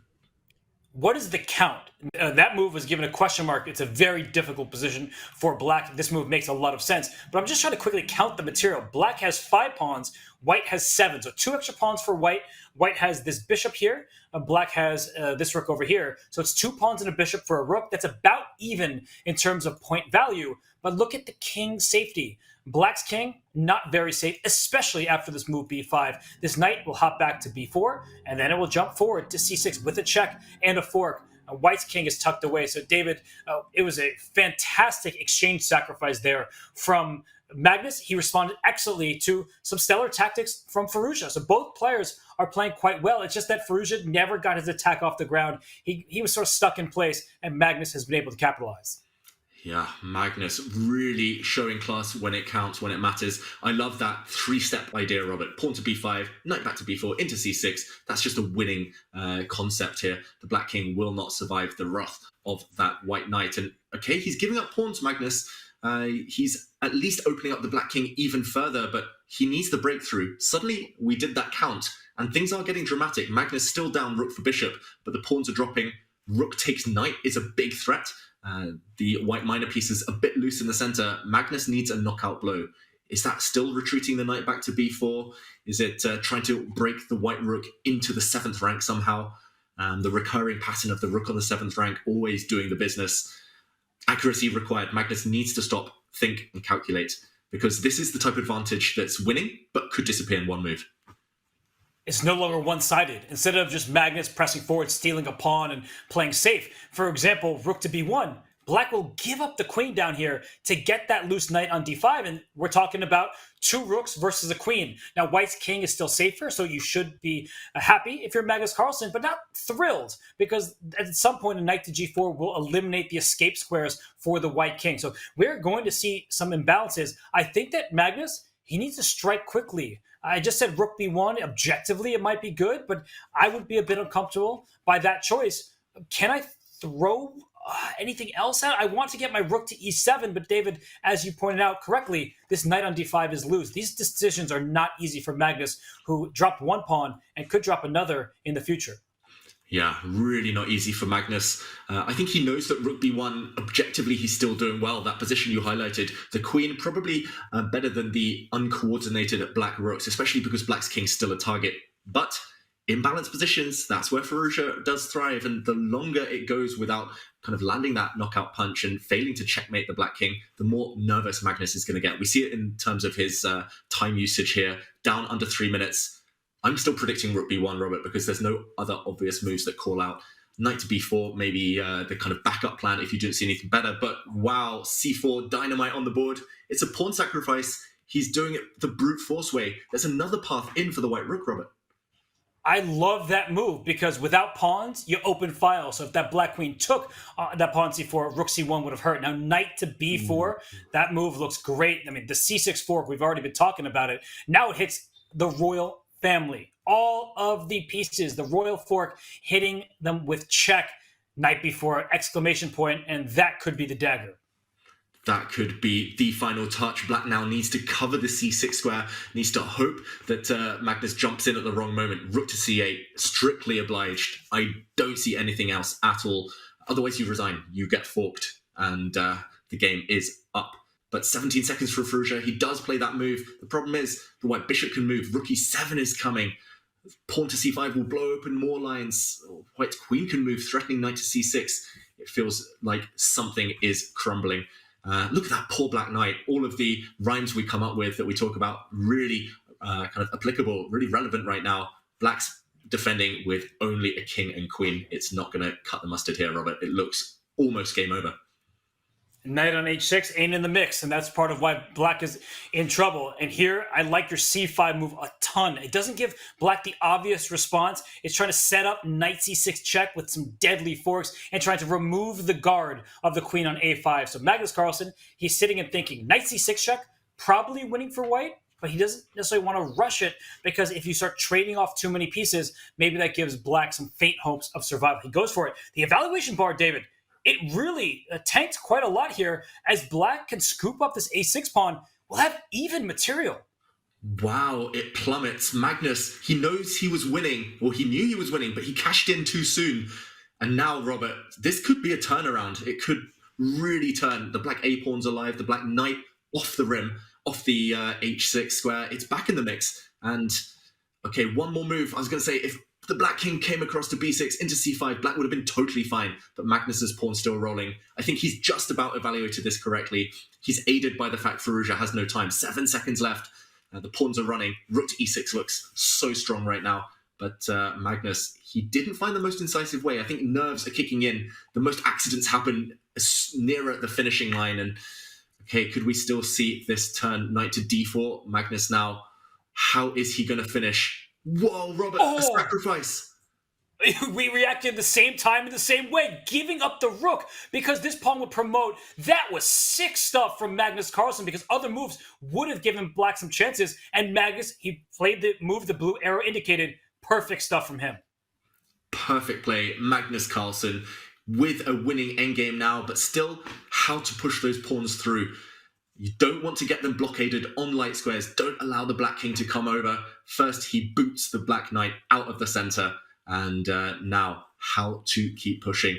I don't think Black is threatening to take the pawn on c5. There will be a check with rook to e8. But Magnus ticks under the 1 minute mark. King to f2. He's doing it the slow way. He's trying to be slow and sure about it. But now a check, Robert, and White's going to make a new queen. There was really no stopping the win for Magnus Carlsen. Alireza plays a couple moves, but you could tell that look on his face. He can't believe what has happened, but the game is done. Magnus Carlsen wins the first game. What a comeback from the champ, David. He was on the back foot. He lost the grand final, but it's reset, and he successfully has hit the reset button. Yeah, that's what great champions do. All of us lose games. Everyone is human, but it's about bouncing back, standing up at the critical moments, and Magnus makes himself the favorite yet again. For the first time today, he looked in supreme control, and Alireza, after a really ambitious start to that game, couldn't back it up. Falls to defeat. Magnus Carlsen up 1-0 in the grand final reset. It's a best of two, so a draw in the next game wins it for Magnus Carlsen. And for Alireza Firouzja, it's the first time all day he has had a deficit. Remember, he sprinted to a first 2-game lead against Magnus, winning both of them before making that 4th game draw to secure his reset opportunity. So, David, I mean, Alireza Firouzja, now suddenly it feels like momentum has shifted away from him. Yep, it's really gone wrong after that blistering start. The foundations are crumbling, but he needs to pull himself together. This is where he can shine. He has the white pieces. He's done it before, Firouzja. He has taken down Magnus multiple times with the white pieces throughout his career. He just needs to do it one more time when it really matters. I still believe in him, Robert. I would love to see an Armageddon game between these two. It feels like it deserves to go the distance, but it's not going to be easy. Magnus is going to try and play spoiler, so he's going to try and lock this next game down. Well, one person who does not want to see Armageddon, and maybe the only person, because all chess fans, they want free chess, they want overtime, is Magnus Carlsen. He won game one. He has his first lead of the day. He had 2 days off in between his winner's final and the grand final today. So for Magnus Carlsen, David, I feel like he has found his form at just the right time if you're a fan of his. Yeah, Magnus's fans will have been jumping up and down that last game. It was so dramatic. It might have been slipping away. He didn't find the cleanest kill, but ultimately Magnus, he's always getting the job done, even when he's not in top form. He just has this extra gear, this extra level, and it's about whether he can keep that up now. As we mentioned, the closer you get to the finishing line, we saw it from Firouzja earlier, the more nervy you get. So Firouzja has to pounce on that. He has to just forget every single thing now. Just go on the attack. Go for Magnus's throat. And that is Alireza Firouzja's style. He wants to go all out for the attack, but it backfired in game one, where with the black pieces, he played a line that castled on the opposite sides of the board. His attack, it never appeared. And so Magnus Carlsen was able to secure that game one with some clever tactics of his own. Now in game two, at least Alireza gets white. He'll have to bring the fight to his world #1 rated opponent. Yeah, and for better or worse, there's minimal break time between these two games, so they're thrown right back into the thick of the action. Firouzja needs to recover. At a moment's notice, Magnus feeling a lot more comfortable. You can see it on the camera. He's back in the zone, and it's the Italian game, Robert. I can confirm I did have some pasta for dinner last night, inspired by all of those Italians we saw. And wow, what do you make of this opening choice? Bring the bishop out early to g5 in a must-win situation. I think it's a good call from Alireza and a better call from Magnus, not pushing his g-pawn, as is the case in many Italian games when your opponent brings the dark square bishop out with a pin. So instead, Magnus, he brought his bishop to c5, then back to e7. He wastes a turn, so to speak, but it's to keep the foundation of his position solid. Do not give Alireza the type of aggressive play that he so desperately desires. Yeah, Magnus just trying to lock things down. We mentioned he will try to suck the life out of this position. He won't want to allow it to explode, to become fun. But Firouzja, he has this uncanny knack of making positions exciting later on, making them really complicated. Sometimes it backfires on him. We've seen that in that previous game. But Firouzja, if he can somehow make it happen when Magnus least expects it, he does stand a chance. Right now, rook to e1. Feels like Firouzja's in preparation. Look at the clock times. Magnus pushes a pawn. He's next going to move the king out of the eye line of the white light square bishop. And it might be on the king side here, Robert. Firouzja needs to strike, and soon, in the center. As you said, the knight can jump out to h5 to put some pressure on this bishop on g3. So the idea is clear now from Magnus. And he was a bit lacking in space. In particular, his bishop on e7, that's staring into its own pieces. So he is trying to create new avenues for the rest of his pieces. I love the move g6. It's a very smart play. Now for Alireza, do you continue with natural development? Knight c3, maybe even knight to d5 if the black knight ever moves? Or do you save your bishop, David, with a move like h3? It's a bit calmer, it's quieter, but it does keep the game going in a way that Alireza may want. Yeah, I like pawn to h3, creating a nice escape square for that bishop on h2. Also preventing one of black's main ideas if white breaks out in the center. I would love to play pawn to d4, open the middle of the board, control the middle of the board potentially, but pawn to d4 here might run into bishop to g4, pinning and at least causing some discomfort for white. So pawn to h3, a multi-purpose move, you call it, Robert, on the board now. And Magnus, he might not have time to play on the king side with his f-pawn. He plays rook to e8, a bit inconsistent, but he's trying to get ready for the white d4 pawn push, which looks imminent, might even happen now on this next turn. And bishop to f8, very passive. Viewers at home might be wondering, you know, the freestyle challenge, the freestyle goat challenge starts in a couple of days. Why is he putting all his pieces back on the back rank? But Magnus just trying to get organized. He's trying to improve the scope of his rook. And the bishop will come to g7, where if d4 is played, it will have a longer diagonal to work with. This was the cost of Magnus Carlsen's opening. It wasn't just time, it was shutting the door on activity for the dark square bishop. And this bishop on c8, we typically tell you not to move the same piece multiple times. This dark square bishop has moved 3 times. The bishop on c8 hasn't moved at all. Eventually, it can go to a square like e6, but there's no rush for it because that bishop, its future is not evident. Bishop e6 Does it want to sit there? Does it want to sit on d7 a little bit more quietly? These questions are not easy to answer, so Magnus punts on the decision for now. Yeah, and look at the clock time as well. Already, it's still early days. Both players in preparation until recently, but Firouzja just looks like the slower player right now. Maybe in his own head a bit too much, thinking about the match situation. Bishop to h4 though, Robert. That is the definition of provocation. He's trying to pin. He's trying to force Magnus to lash out with a move like g5, but that's never going to happen. Magnus is never going to open up his king in a situation he just needs a draw. Bishop back on g7 now. Looks really solid for black. How to break this formation? It's not easy. I like the idea from Alireza. As you said, he's trying to provoke g5. Magnus wants no part of that. He does not want to push pawns in front of his own king. He wants to ensure its safety. So what next? That is a huge question. In order to start going for ideas and trying to take advantage of squares, you sometimes need to move pawns, create pawn breaks, and open up files. But a move like d4 is now the right time. Now that the black bishop is sitting on g7, it looks difficult to accomplish, and that's why we see the knight into d5. So, David, black is responding. Magnus, all of his moves, they're logical follow-ups to white's choices. Yeah, really logical moves from Magnus, just improving pieces. But finally, I think he might have to answer the question, what next? This last move, pawn to c3, indicates that white has covered pretty much every square on his first 4 ranks. Queen to b3 was in the air, hitting on the queen side. Magnus trades off, Robert, and this is a really committal decision. Black's light squared bishop was one of the pride and joys of his position, covering all the light squares. We talk about the Italian opening, the Spanish opening, white's light square bishop as well on his side, the pride and joy. And now it's uncontested, this piece. To my eyes, this looks like a favourable trade for white. Do you think Magnus has something specific up kind of in store for us? Well, he pushed his g-pawn. That's not something he wanted to do, but it allowed him to get that light square bishop back. So black's pawn structure on the queen side is doubled. Isolated a5 pawn. That could be a target later on. And you've pressed forward on the king side. But Magnus's claim, David, is that his king is safe and sound because there are no white attackers in front of it. So is this pawn a5 a weakness? I would say absolutely, but difficult to get to. It takes a knight journey to reroute and get there. I like white's position, I have to admit, but I think that Magnus, he's not unhappy to be here. Yeah, Magnus has advantages of his own, including this really strong black knight now sitting on f4.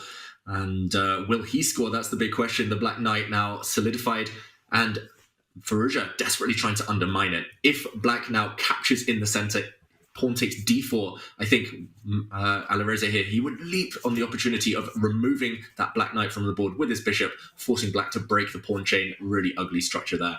So I don't think Magnus is going to get hasty. He will want to keep the tension instead, but this one's building, Robert. It feels like it's really starting to come to life. The real fireworks in the near future, but right now there's enough imbalance. There's enough hope for Firouzja. And yeah, I'm liking what he's doing. He's at least got a position. He's got a game, and he's alive in this final. And black's pawn structure is not getting any better anytime soon. In fact, if white takes on e5 and black takes back, we see double isolated c-pawns in addition to the isolated a-pawn. But Magnus, he is counting on activity and play against the white king. And Alireza, he does have the long-term advantages. So, David, I would say that as this game continues, the advantage is in Alireza's favor just because of the pawn structure, but the dynamic play is in Magnus's favor. Yeah, Robert, I'm going to ask you to do one of your favourite things, to move some pawns to squares that unfortunately they cannot go to. If a black pawn were on b6 instead of c6, if black's pawn were on g6 instead of g5, then black's structure would be perfect. So harmonious, no double pawns, isolated pawns, no weak squares in your camp. But now the f5 square is a huge target for the white knight to get into later. The black queenside pawns just right for the picking in any endgame. Any endgame, actually, white's simply going to win. You can create a pass pawn on demand on the A file. So Magnus, he won't be able to rely on his endgame trickery anytime soon. Definitely long-term advantage white. And I like the fact Firouzja has sped up in what is his second Champions Chess Tour final. 6 minutes on the clock against 7. That's closer than it has been for a while. So definitely shaping up nicely. What do you think, Robert? I'm going to ask you now, put you on the spot. Will we see Armageddon today? It's funny because I was about to ask you a question. I was going to say, doesn't it feel like Magnus's position is more of Alireza's alley, where Alireza's position is more Magnus style? So in regards to the Armageddon, I actually think it's quite likely, just because Magnus only needing a draw may have to play forcefully, and that's not comfortable when you want to play solidly to try to get that half point. Yeah, Magnus will not be feeling comfortable in this situation. I've known Magnus a long time, and he really dislikes it when long-term he's suffering, when he has these ugly pawns and needs to compensate by showing real kind of energy and to kind of gamble in a way. And he is trying to gamble now. Bishop to c5. Robert, given a question mark, it drops a pawn. It's a big sacrifice, a committal sacrifice. Knight takes a5 is available for white. Is greed good here? Does Firouzja jump in and just call that bluff? I guess he's got to be worried about his king side, but does Magnus have anything concrete against the white king? I must confess, I don't see it. I don't see any justification. Surely, if he wants to win this match, there we go. He does get greedy. He snaps off the pawn, and Magnus goes in. G for glory. Will he win this game? What do you make of this? Can white fend off the attack? I think that Alireza is just in time. We talked about hooks, that g4 push. If there was something attacked on f3, would have pried open the white king side. But for now, everything is under control. h4 is a good move. If black had a queen on g6 already, then g3 becomes a deadly threat thanks to the bishop on c5.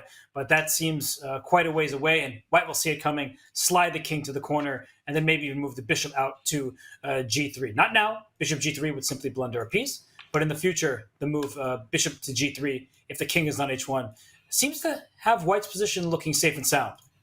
Yeah, king to h1, one of the first moves you mentioned, and then a bishop on g3. It looks like an unassailable fortress, and one that's actually cropped up in a lot of classic games throughout chess history, especially if white puts a bishop on g3 and that bishop's captured by the black knight.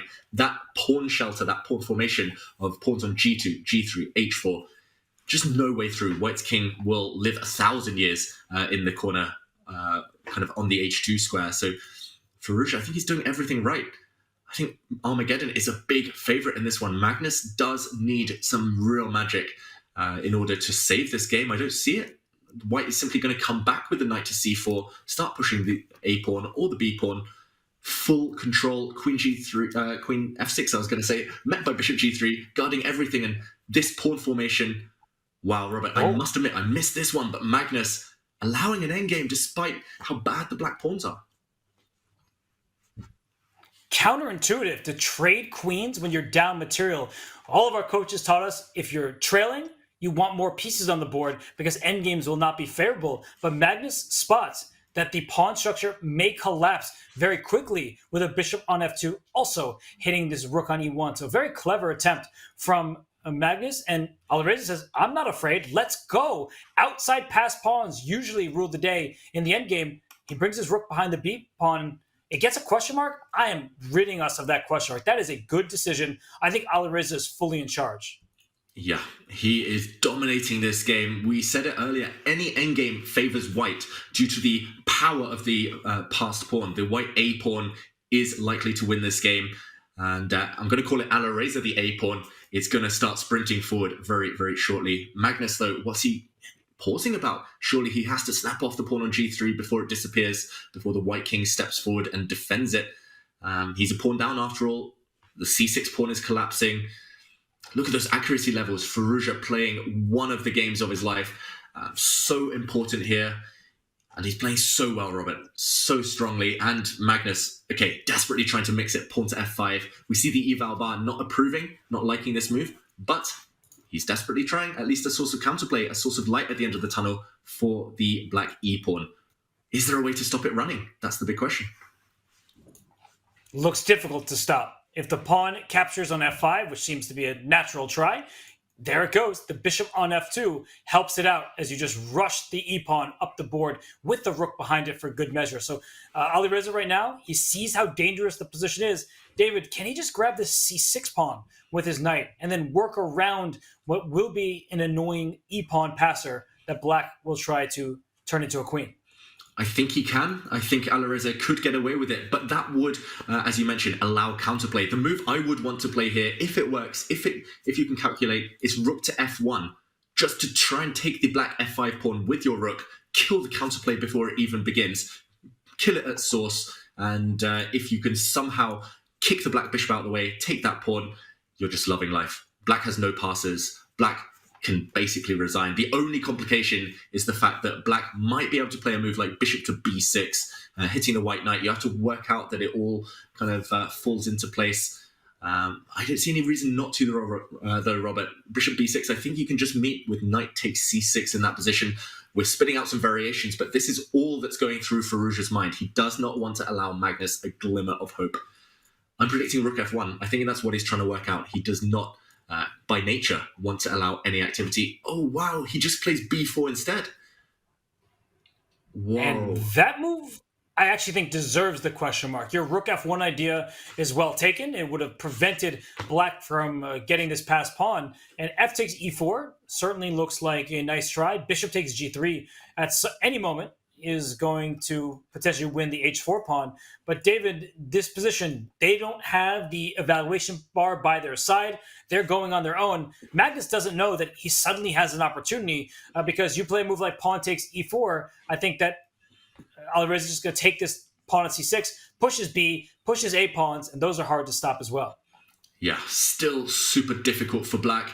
As you say, Robert, correctly, the eval bar is not available for the players, so they know the momentum, the trend of the game. It's all been about white. Alireza is the one who's made things happen, who's got the long-term advantages. Magnus is in hustle mode, and there we go.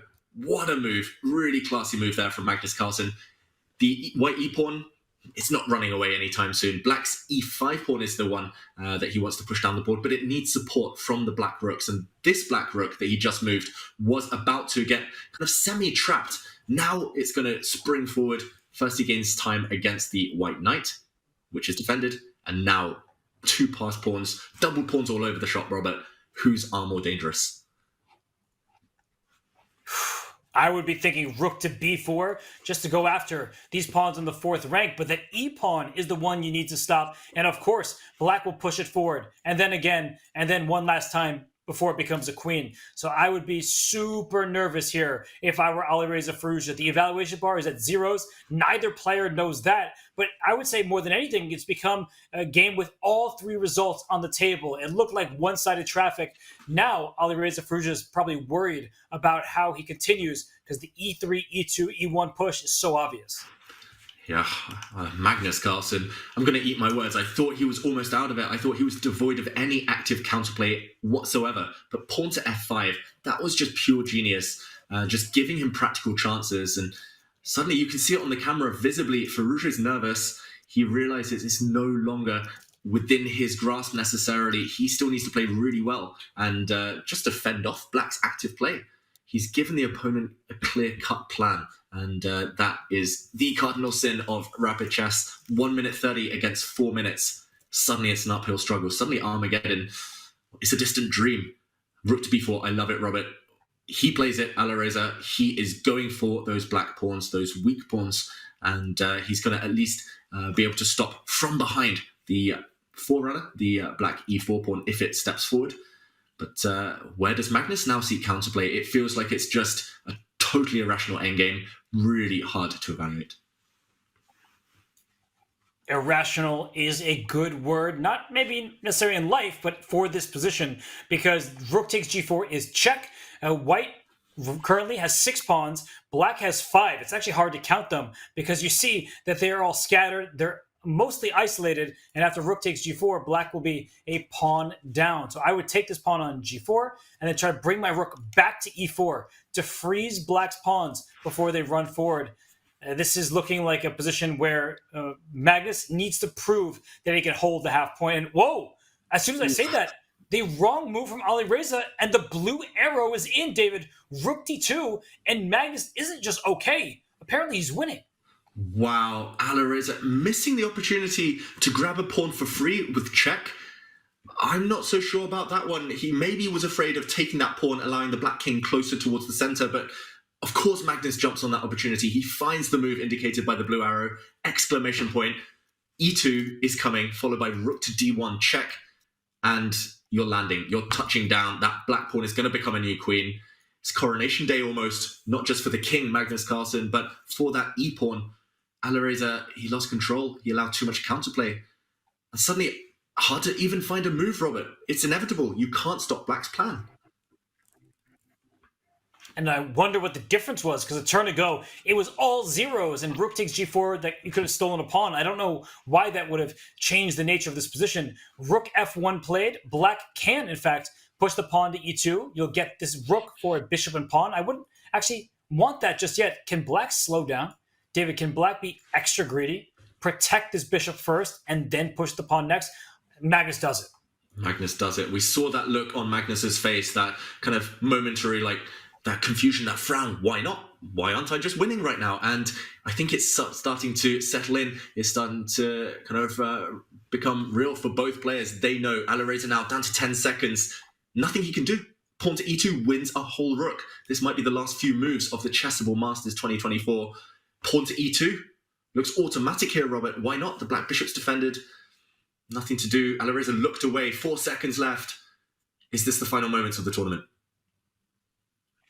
It is Magnus Carlsen. He needed a draw, but he gets a win, and you can see that he is relieved. He's happy because Alireza Firouzja gave him everything he could handle, winning the grand final, forcing the reset. But when all is said and done, as is usually the case in top-level chess, Magnus Carlsen wins the tournament, the Chessable Masters 2024, the first event of the Champions Chess Tour. David, what a performance from Magnus. His back against the wall after losing the final.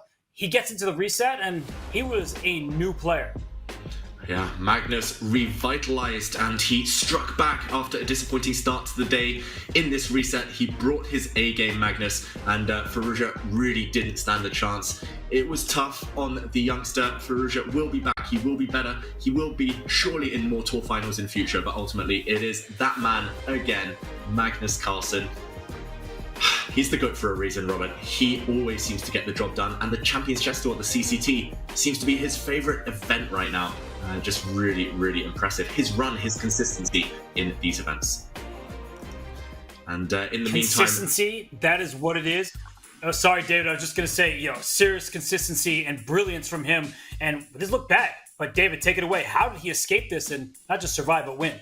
Yeah, let's jump into the games where Magnus did eventually win. I just wanted to point out one moment after rook to b1. If we fast forward a bit later towards the endgame, it was here. I was indicating mistakenly that Black should take this pawn. After all, Black's a pawn down, but Magnus, this is why he's the best. This is why he's the class above. He realized the urgent situation here, and he created counterplay. It looks really stuck for Black. How are you ever going to create a pass pawn? But f5. And we're live. This one simply winning the match, I think, psychologically for Magnus. The evaluation bar still says good for White, but it was the turning point in this game. Now, if White takes this pawn, the black pawn steps forward, and there's a straight path through to glory, through to the promotion square. Instead, Alireza took a timeout, pawn to b4, and rook to d8, activation over everything. And as we saw, the final mistake was in this position, rook to b4. Alireza should have taken this pawn with a check and only then come back to e4, but unfortunately, a slip, a miss, rook to e4, and Magnus. The finishing position I'm going to put on the screen here, pawn to e2. There's simply nothing this rook can do to stop the promotion of this pawn. If the rook moves, for example, then rook to d1 would close the door with promotion and checkmating ideas on the cards. Magnus, magnificent Magnus, wins again. It seems like it is inevitable when Magnus Carlsen plays, but what a turnaround in that game. The queen side was dropping. He goes after the king side. And Dave, what a brilliant way to exchange the queens to get into an endgame where he saw that e-pawn could run fast. That's just amazing recognition from the world number one. Yeah, he seems to be 2-3 steps ahead of his opponents sometimes, Magnus. 2 or 3 steps ahead of us for sure. That was really unexpected. It looked really difficult for Black, but turning things around and critical moments, that's when the top players really shine. Commiserations to Alireza. I can't stress it enough. Really put on a great fight today. But ultimately, it's that man again. If you come for the king, you best not miss. And you all in the audience, you better not miss this interview with Magnus Carlsen, once again winning an event in the Champions Chess Tour, starting the season off right. So leave your questions in chat. We may feature a couple of them, but we're going to head out, and when we return, we'll be on the call with Magnus Carlsen, your 2024 Chessable Masters winner.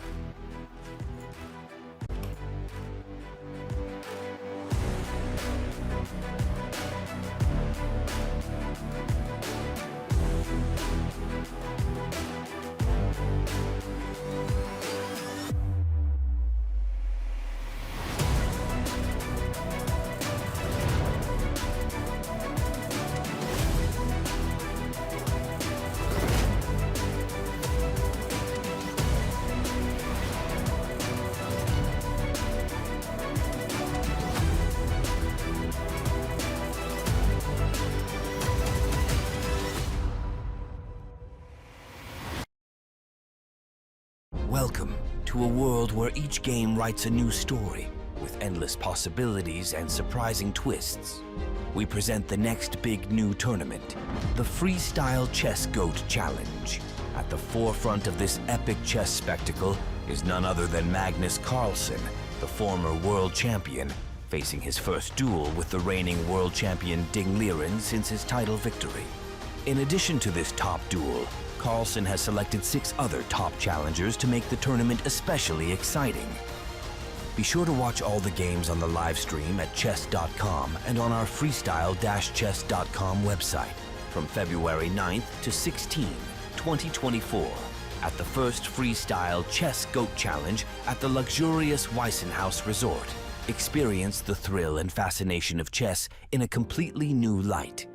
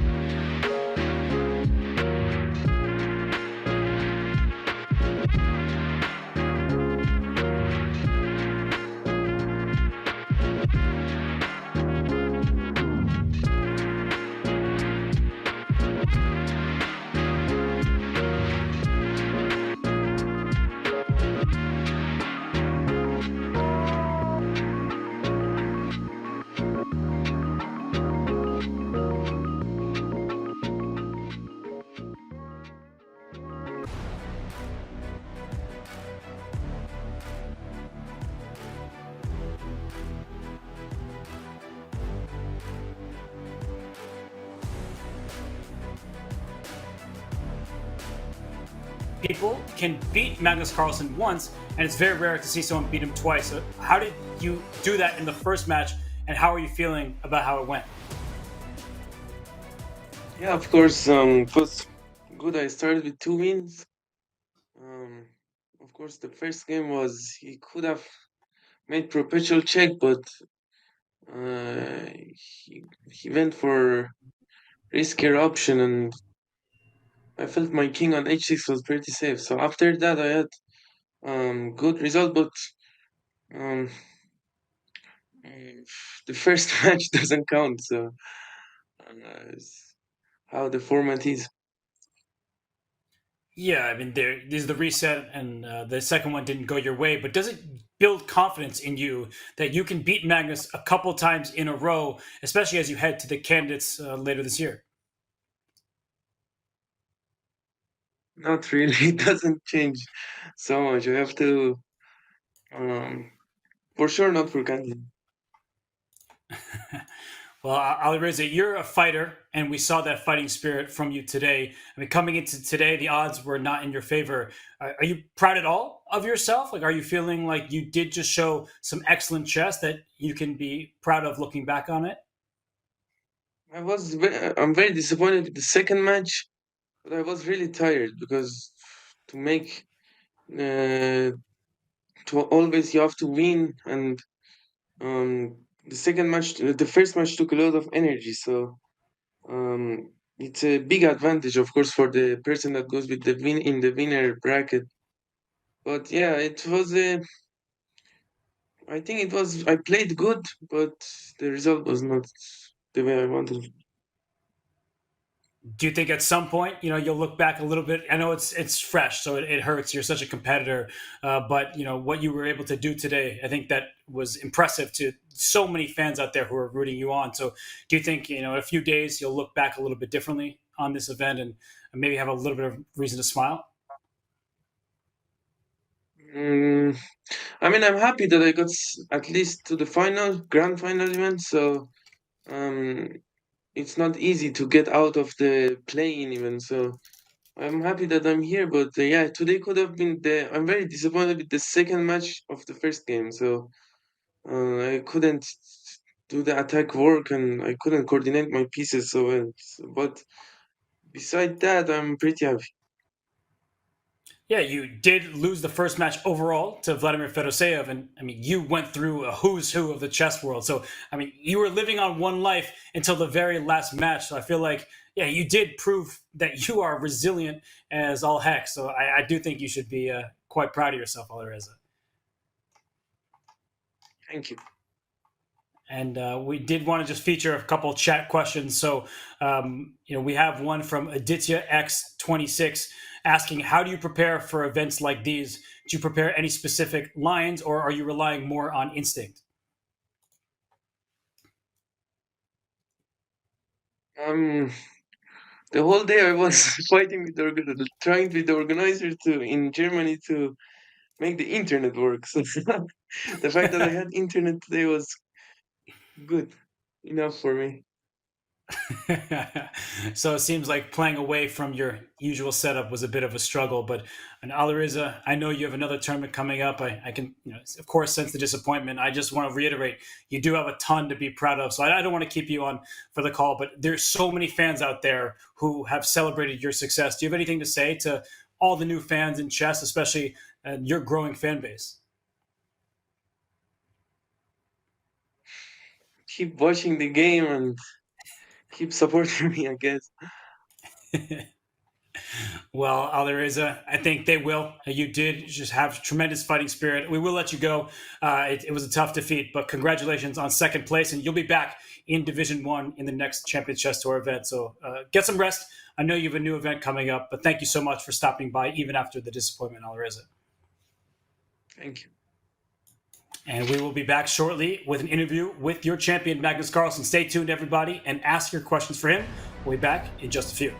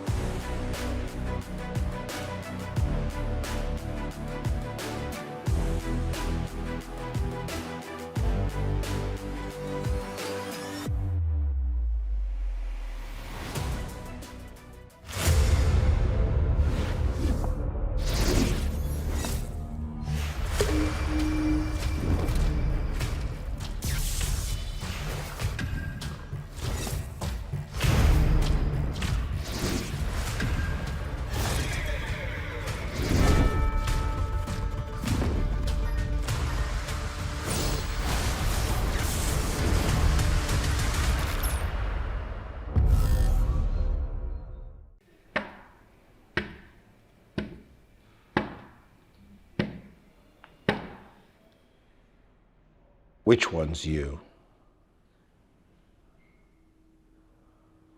The pawn? I like the pawn.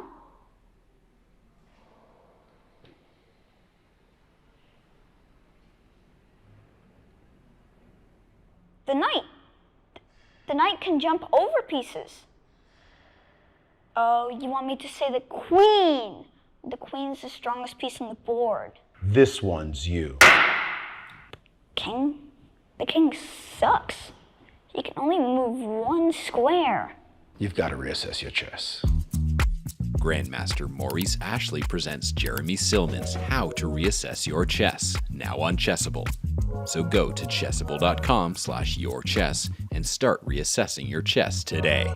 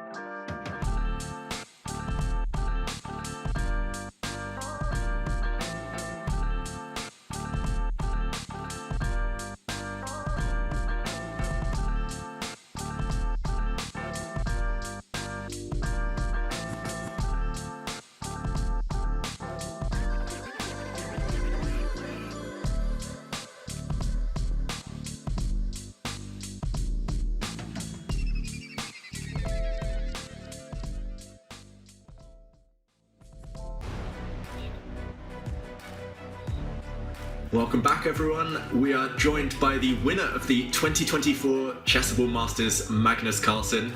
Congrats, Magnus. And I just wanted to ask, what do you feel was more wild today, the chess or your hair? Probably the chess, but I think the hair probably just got worse as the games went along. What are your initial feelings after that rollercoaster of a match? Yeah, I think it was pretty similar to all the matches that I felt like I was just, guessing, trying to play by intuition, missing tactics left, right, and center, and, just trying to get through.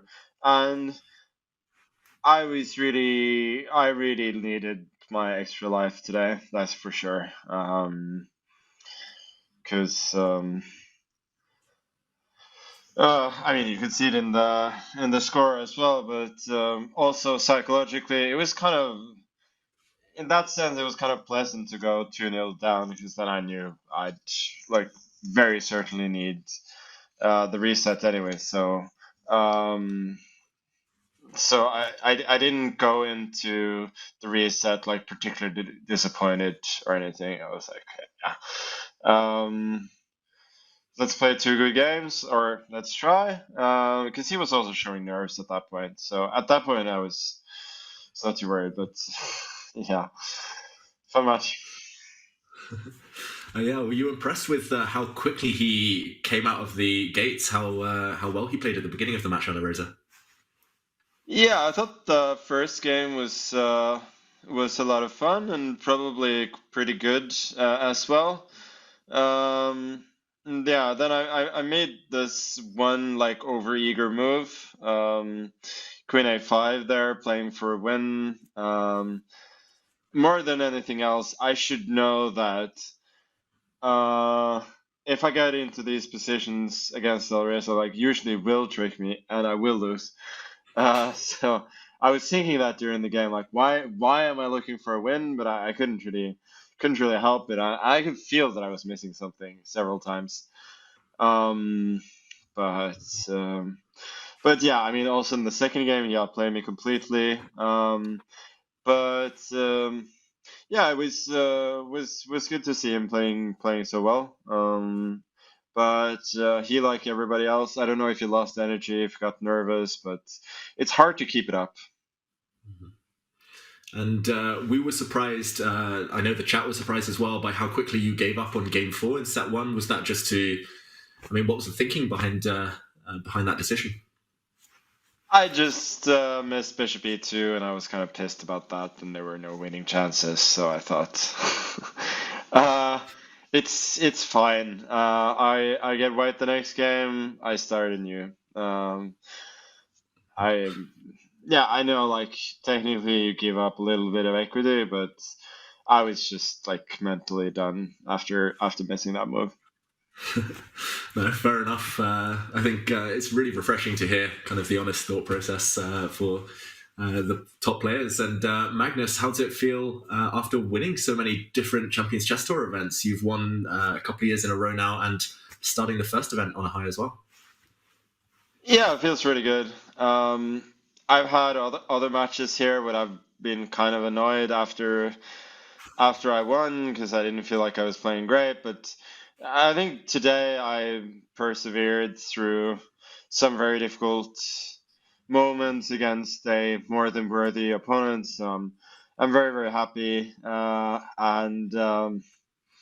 Yeah, it was not a sparkling event for me by any means, but it feels awesome to win. And Magnus, as usual, we have some questions from our chat. So Plastic Wrap asks, first of all, who do you think is going to win the candidates?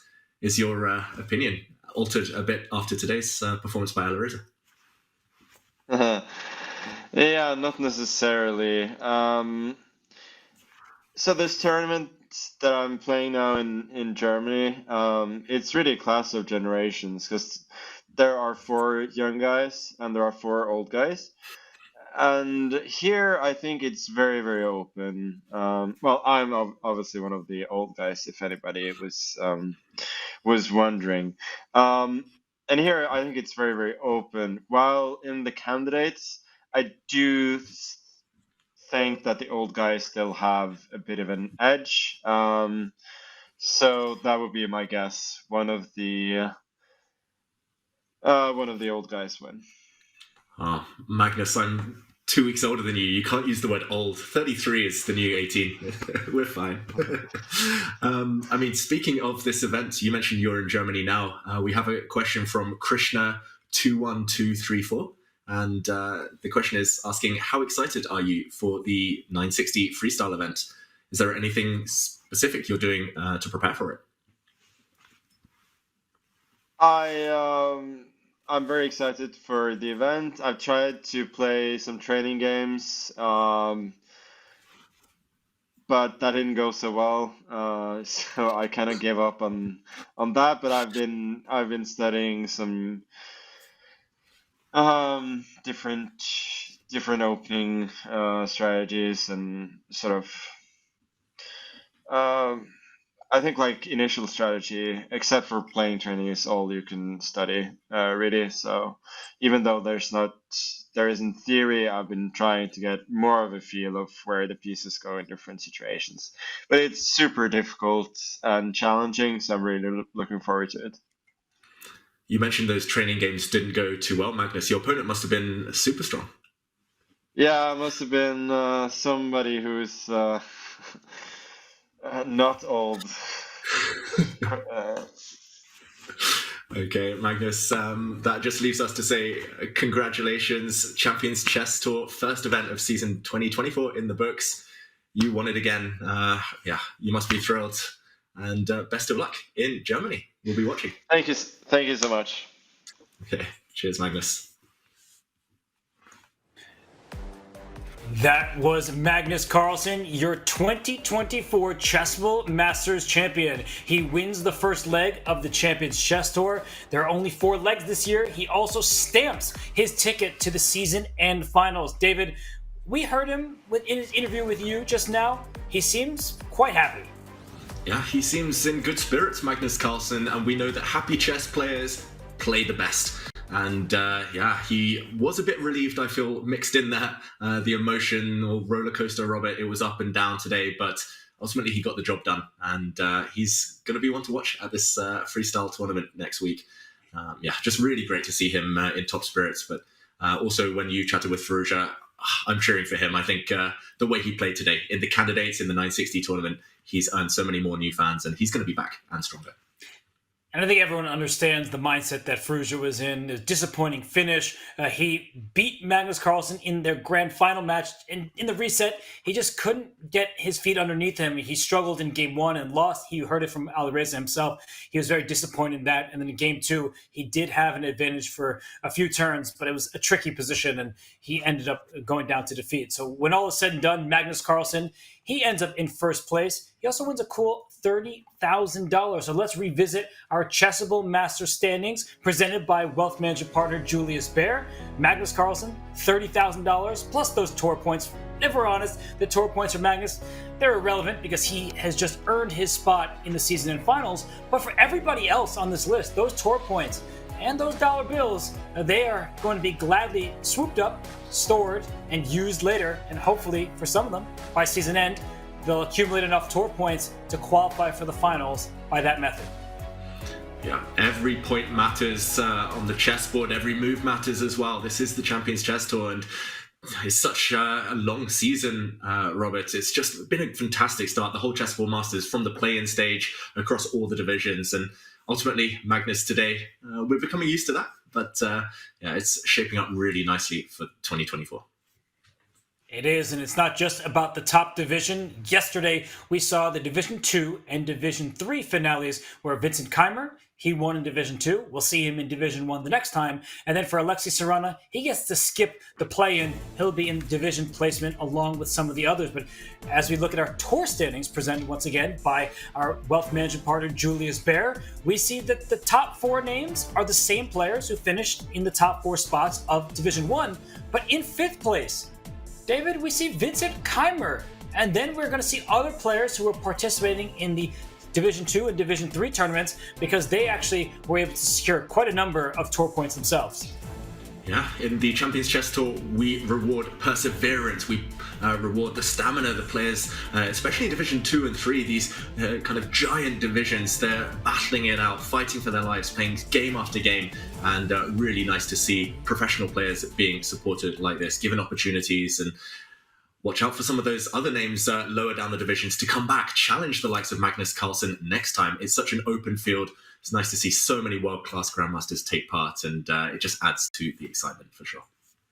The intrigue, the excitement, it's always through the roof in the Champions Chess Tour because there are 3 super strong divisions. We're going to have a second event a few months from now, and we do have 3 confirmed players. Magnus Carlsen as the winner of the Chessable Masters, Alireza Firouzja, his runner-up, and then Vincent Keimer for winning that super strong Division 2. I mean, in the end, he outlasted Levon Aronian, but before that, there were some huge names. And confirmed players for division placement, they get a head start. They may work their way into the top division. Denis Lazovic, Jan Nepomniachtchi from their performances in Division 1, then Levon Aronian in Division 2, second place, and Alexei Sarana. He wins Division 3. At minimum, he will move up to Division 2.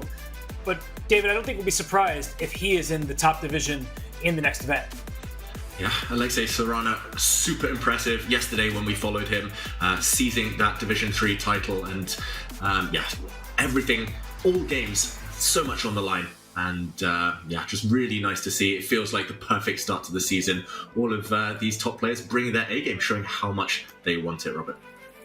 and they'll have to bring their A game to all of these tournaments. Just because this one has come to its conclusion doesn't mean that you get to stop watching chess. Yeah, I'm not forcing you to watch, but look at this calendar. How are you going to miss out on this? We start with the Freestyle Chess Go Challenge, and that begins in just a couple days from now. Then we'll have our Champions Chess League. I think that's the Collegiate Chess League on Saturdays. We have the FIDE Candidates Tournament. That determines who gets to face off against Dingli Ren for the World Championship title. And then we have our second CCT event, May 8th to 15th. So circle that on your calendars. Maybe quickly take a screenshot if you're technologically savvy. I sometimes struggle with that. And then mark it down and come join us. Watch these shows. David, what an event we just had in the Chessable Masters. Magnus Carlsen winning first place. That's not particularly surprising, I will say. However, he was given tough fights from Fedoseev, Lazic, Firouzja. Do you feel like the field is getting tighter as players? They are maybe not as fearful of Magnus Carlsen as they once were. Definitely, fully agree, Robert. The young generation, they're coming. We saw it today, this generational clash. Magnus is dropping in that O word, old. He's mentioning it. He's saying that the challenge is getting tougher every single time, and it definitely feels like the heat is coming for these more established players. Today's final wasn't decided until the very final minutes. That's how close things are becoming. That's how open it's becoming. And as Magnus said in the interview, so much to look forward to, starting with the Freestyle Go Challenge, but the candidates on the horizon, more Champions Chess Tour events. What a year it's going to be. And there's just so much more access to these top players, in particular to world number ones and world champions, because back in the day, Fischer and Spassky, they had barely played against each other before sitting down for the world championship match. And that was the epic showdown of these rivals who weren't too familiar with one another. But now that players get to face off against Magnus Carlsen more and more in all sorts of time controls, it also means that he will lose more games just because there's a higher quantity. But he still, in the end, shows that quality is there. Magnus Carlsen, the number one rated player. So, David, I just don't know how to wrap up this event because there were so many storylines across the three divisions. Yeah, so many storylines. It's essentially the old guards trying to cling on to their spots at the top of world chess, the elite that's been established for so long, but the youngsters coming, I think inspiring, hopefully, for everyone at home watching this as well, to play online chess, to play speed chess, to hone those skills. We saw what it takes today. You need to be tricky, you need to be alert, you need to be inside your opponent's head, you need to be unflappable. And this kind of era of online chess is only getting more exciting. These hybrid tournaments as well, Robert. It's a good time to be alive. It's a great time to be a chess player. Well, we saw upsets, we saw brilliancies, we saw jubilation for some players and disappointment for others. So, David, as we wrap up the Chessable Masters, any final thoughts before we say goodbye? Just that it's been a pleasure commentating alongside you, Robert. As always, it's been a lot of fun. I hope everyone at home's enjoyed it. I hope it's inspired everyone to log on tonight, play a few sneaky games on Chess.com. But yeah, it's just been a pleasure. It's always a pleasure covering the action with you and, of course, with Tanya Sachdev. We started in the play-ins with Danny Wrench and Danya Naroditsky. And thank you to everybody who's stuck around. You've been here since the start. There were some triumphs, some fist bumps, some sadness and disappointment. But in the end, the Chessable Masters was a fantastic event. It's the first leg of 4 in the Champions Chess Tour. You'll not want to miss the next event, May 8th to 15th. But for now, we say goodbye on behalf of David Howell and myself and all those at Chess.com. We'll see you next time in Champions Chess Tour.